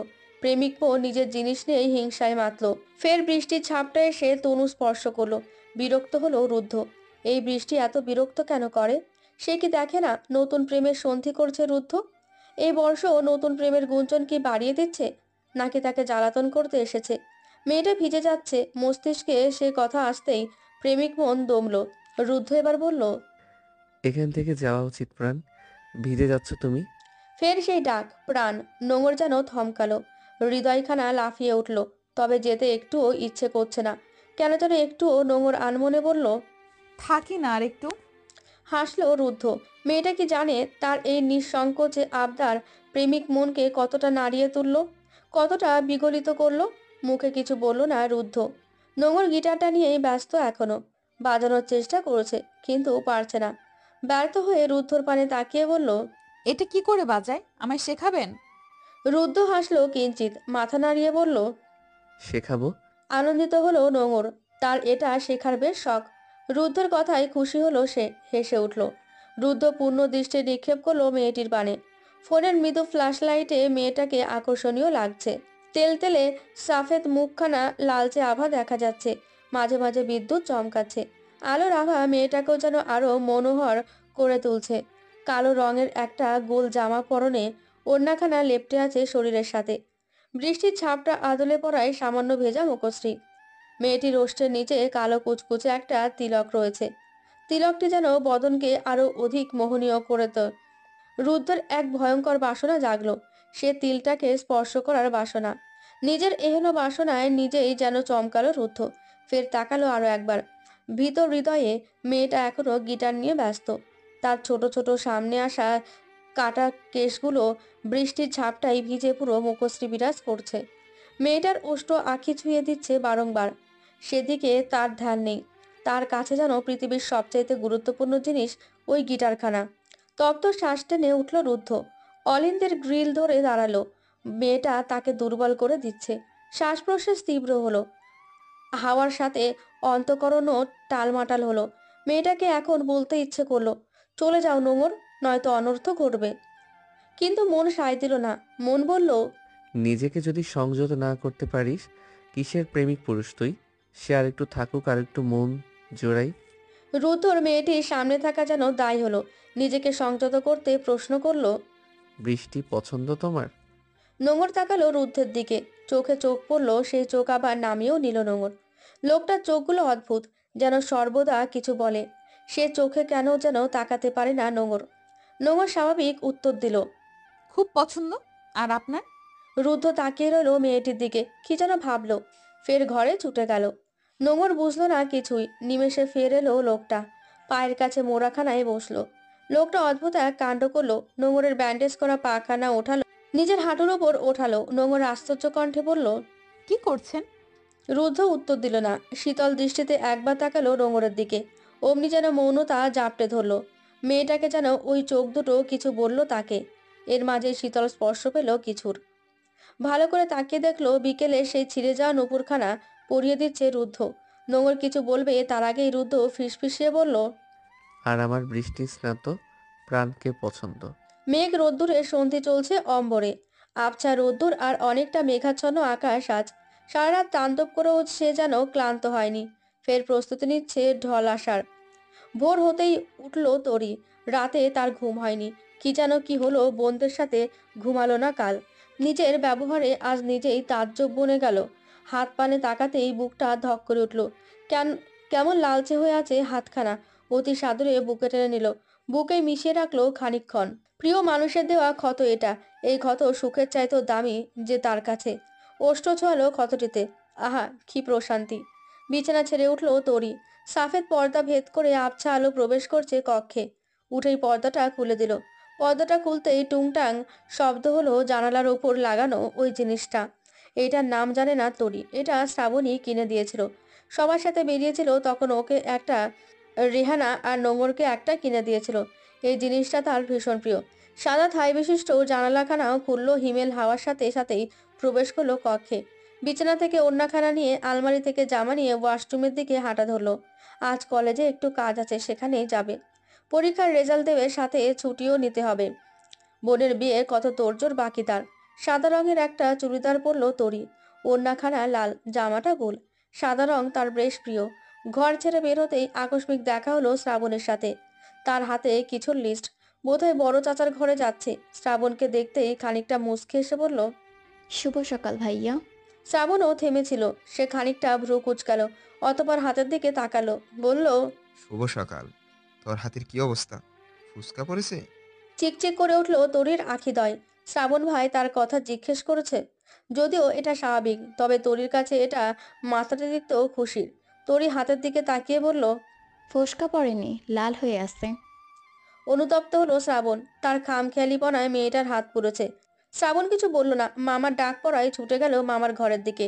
তরি নিচে নেমে রসোই ঘরে গেল। শ্রাবণের হাতে কিছু লিস্ট। নিশ্চয়ই বড় বাজারের দিকে যাবে, আর সেখানেই তো তার কলেজ। তড়িৎ গতিতে মায়ের কাছে গিয়ে বলল, আমি বের হব না, তাড়াতাড়ি নাস্তা দাও। মহিমা বেগম সবে চা ঢালছিল। মেয়ের উদ্দেশ্যে বলল, তুই বস, আমি দিচ্ছি। তখনই নিচে নামলো শ্রাবণ। শ্রাবণকে দেখে দৌড়ে রসুই ঘর ছেড়ে বের হলো তরি। শ্রাবণ সদর দরজা পার হবে ঠিক সেই সময় তরি তড়িৎ গতিতে বলল, শ্রাবণ ভাই, আপনি কি বড় বাজারের দিকে যাচ্ছেন? শ্রাবণ থামলো, স্বভাবসুলভ উত্তর দিল। হ্যাঁ, কেন? তোর কিছু দরকার ছিল? তরি যেন মেঘ না চাইতেই জল পেল, উচ্ছ্বাস ভরা কণ্ঠে বলল, আমার কলেজ তো সেখানেই, আমাকে নামিয়ে দিতে পারবেন? না মানে, আপনার যদি সুবিধা হয়। শ্রাবণ স্বাভাবিক নিল ব্যাপারটা, সম্মতি জানিয়ে বলল, এত আমতা আমতা করার কি আছে? তৈরি হয়ে আয়, আমি বাইক বের করে দাঁড়াচ্ছি। তরি যেন বিশ্ব জয়ের মতো খুশি হলো। নাস্তা না করেই ছুটলো ওপরের ব্যাগ নিয়ে আসার জন্য। পেছন থেকে তার মা আর বড় মা কতবার ডাকলো, সে একটাই কথা বলল, আম্মু, এখন আমার খাওয়ার সময় নেই, বাড়ি এসে মন ভরে খাবো। মেয়েটা এতই ব্যতিব্যস্ত হয়ে বের হলো, চুলটা আঁচড়ানোরও যেন সময় পেল না, খোলা চুলে বেরিয়ে পড়লো। ভালোবাসার মানুষের সাথে সময় কাটানোর লোভ কে সামলাতে পারে? তরি ব্যাগ নিয়ে যখন বাইরে এলো, শ্রাবণ তখন বাইকে ঠেস দিয়ে দাঁড়িয়ে মোবাইল ঘাটছে। আকাশ সমান লজ্জা নিয়ে এগোলো সেদিকে। লাজুকতা হলো যেন মেয়েটার। শ্রাবণ তরিকে দেখে মোবাইল পকেটে রাখলো, বলল, মামিরা ডাকছে, না খেয়েই বের হলি কেন? তরি যেন লজ্জায় মিলিয়ে গেল আরেকটু, মাথা নিচু করে লাজুক হেসে উত্তর দিল, ইচ্ছা করছে না শ্রাবণ ভাই, ক্যান্টিনে কিছু খেয়ে নিব। শ্রাবণ কিছু বলল না আর। বাইকে উঠলো, তরিও উঠলো। আজ যে শ্রাবণের বাইকে প্রথম উঠেছে এমনটা মোটেও না। আগে যতবারই উঠেছে সাথে নগদ ছিল, কিন্তু আজ যেন লজ্জা তাকে কুপকাত করে দিচ্ছে। শ্রাবণ বাইক স্টার্ট দিতে দিতে বলল, ধরে বস, পড়ে যাবি। তরি আরেকটু এগোলো, আষ্টে পৃষ্ঠে ধরে বসলো। ইস, সময়টা এভাবেই থমকাক। এত সুখ সুখ লাগছে কেন তার? ইস, এখন যদি মরণও হয়, সে মরণ সাদরে গ্রহণ করবে তরি। পরিপূর্ণ শুধু মানুষেই যে পরিপূর্ণ তা কিন্তু নয়, পরিপূর্ণ ভালোবাসাই পরিপূর্ণ। মহিমা আর কণিকা দুই যা। কণিকা বেশ কঠোর মেজাজের আর মহিমা বেশ ঠান্ডা মস্তিষ্কের। এরা যেন যা না, দু বোন। কণিকা নিজে পছন্দ করে দেবর রবিনের বিয়ে করিয়েছিল। সেই প্রথম দিন আসার পর মেয়েটা যে তাকে বলেছিল, তুমি আমার জানা, তুমি আমার বুবু, সেই যে কথাটি বলে বুকে টেনে নিল, সেই কথা বিন্দুমাত্র বদলায়নি এখনো। শ্রোতার নোঙরকে তো মহিমায় বেশি আগলে রেখেছে, তাই যে মায়াটাও তার একটু বেশি। কথায় কথায় কান্না জুড়ে দেয় মেয়েটা চলে যাবে তা ভেবে। প্রলয় শেখ এই দুনিয়ার সবচাইতে সুখী মানুষ মনে করেন নিজেকে। ছেলে দুটোকে সঠিক শিক্ষা দিয়েছিল, তাই মনের মতো বউ এনেছে তারা, আর তাদের জন্যই তো সংসার আজ পরিপূর্ণ। নোঙর ঘুম থেকে উঠেছে সকাল 10টায়। সচরাচর সে এত দেরি করে ওঠে না, কিন্তু রাতে ঘুম না হয় দেরি করে উঠেছে। রসোই ঘরে রান্নার কাজে ব্যস্ত কণিকা আর মহিমা, সাথে মিতা আর রেবেকাও টুকটাক সাহায্য করছে। এর মাঝে এলো নোঙর। মেয়েটা বেশ ভয় পেয়ে আছে, তাই তো মা যেখানে একা থাকে সেখানে যায় না। তার জন্য ফুপিমা কাল মাকে বকলো, তাই হয়তো বেশ রেগে। নোঙর ভাবলো মায়ের কাছে যাবে একবার। পা টিপে টিপে রান্নাঘরে প্রবেশ করলো নোঙর। হাওয়া কেমন তা বোঝার চেষ্টা করলো। এর মাঝেই মহিমা দেখতে পেল নোঙরকে, আদুরে কণ্ঠে বলল, উঠেছিস? অসুস্থ বুঝি? উঠতে দেরি হলো কেন? তোর কি কিছু লাগবে মা? অমনি কণিকা ঘুরে তাকালো। নোঙর যেন ভয় পেল কিছুটা, আমতা করে বলল, ঠিক আছে আমি ছোট মা, কিছু লাগবে না। নোঙর শেষ করতেই কণিকা স্বাভাবিক কণ্ঠে বলল, টেবিলে গিয়ে বসো, নাস্তা আনছি। রাতে তো খাওনি ঠিক মতো। অমনি যেন সুযোগ পেল নোঙর, ফট করে মায়ের গলা জড়িয়ে ধরলো, আদুরে কণ্ঠে বলল, ও মা, তুমি রাগ করে আছো? কণিকার কিঞ্চিত খারাপ লাগলো। কেমন, ইস, এই মেয়েটাকে সে বকায় সারাদিন, অথচ মেয়ে আসে মান ভাঙাতে। কণিকা হাসলো, শান্ত স্বরে বলল, মায়েরা রাগে না। মায়ের জবে আরেকটু আদুরে হলো নোঙর। টুপ করে মায়ের গালে চুমু বসিয়ে দিল। কণিকা সহ সবাই হেসে উঠল, হাসলো নোঙরও। এই মেয়েটার বয়স যতই বালক, এই বোধ হয় এমন বাচ্চাই রয়ে যাবে। অতঃপর নোঙর টেবিলের দিকে যাওয়ার জন্য পা বাড়াবে, ঠিক তখনই বাদ সাধলো রেবেকা। বলল, ও আম্মা, একটা কাজ করে দে না, এই কফিটা একটু রুদ্ধর রুমে দিয়ে আয় না। আমি কাজ করছি এখানে। ছেলেটা বোধহয় কাল রাতে ঘুমায়নি, এখন মাথা ব্যথায় শুয়ে আছে। নোঙর থামলো, জড়তা নিয়ে মায়ের পানে তাকালো। মা ইশারা করলো যেন কফিটা দিয়ে আসে। কণিকা আর রেবেকা মিলেই এই ফোন দিয়ে এসেছে, যেন ছেলে মেয়েদের মাঝে একটু বোঝাপড়া হয়, ভালো লাগা হয়। নোঙর জড়তা নিয়ে কফির কাপটা নিল, অতঃপর প্রস্থান করলো এখান থেকে। দোতলায় শেষের কক্ষখানার সামনে এলো নোঙর। লোকটা যে সারা রাত ঘুমায়নি সে জানে, যদিও সে চলে এসেছিল, কিন্তু কাল ফুপিমা বলেছিল রুদ্ধ বাড়ি ছেড়ে অন্য কোথায় খুব সহজে মানিয়ে নিতে পারে না। 7-5 ভাবতে ভাবতে হাত বাড়ালো কড়া নাড়ার জন্য। ঠিক সেই সময় উপাস থেকে শীতল কণ্ঠ ভেসে এলো, আসুন প্রাণ। নোঙর চমকালো, থমকালো, বিস্মিত হলো যেন। লোকটা বুঝলো কি করে সে এসেছে। ঘরে ঢুকলো নোঙর। ঘরখানা এখনো আধার ছেয়ে আছে, জানালা আটকানো, পর্দা আটকানো। লোকটার কি বেশি খারাপ লাগছে? নোঙর বিছানার পাশে ছোট টেবিলটায় চাটা রাখতে রাখতে কৌতূহল নিয়ে শুধালো। আপনি বুঝলেন কি করে এসেছি আমি? রুদ্র তখন বিছানায় ঠেস দিয়ে বসলো, মাথাটা মাত্রাতিরিক্ত ধরেছে। এর মাঝে মন মেয়েটার স্পর্শ সঙ্গ পাওয়ার জন্য ব্যাকুল। মা যখন একটু আগে এলো তার ঘরে যাওয়ার সময় সেই বলেছিল, প্রাণ কে পাঠাবে মা? এক কাপ কফি দিয়ে প্রাণকে পাঠিও। রেবেকা যেন এই বাড়িতে সে ছেলেকে দেখে বারংবার চমকিত হচ্ছে। মাঝে মাঝে মনে হয় এ কি সেই রুদ্ধ যে শান্ত, সবকিছু নিয়ে জড়তা করে। রেবেকা কিছু বলেনি তখন, কিন্তু রুদ্ধ জানতো তার মা ঠিক পাঠাবে। রুদ্ধ নোংরের কথার উত্তর দিল না, শান্ত শীতল দৃষ্টি মেলালো তার দৃষ্টিতে। মেয়েটা ফের চোখ নামালো। রুদ্ধ নেশাক্ত মোহময় স্বরে বলল, আমার কাছে এসো প্রাণ, আমার মাথাটা টিপে দাও। ভয় নেই, আমি তোমায় স্পর্শ করব না, শুধু একটু তোমার কোমল সেই হাতে আমার অসহনীয় ব্যথা মুক্ত করো।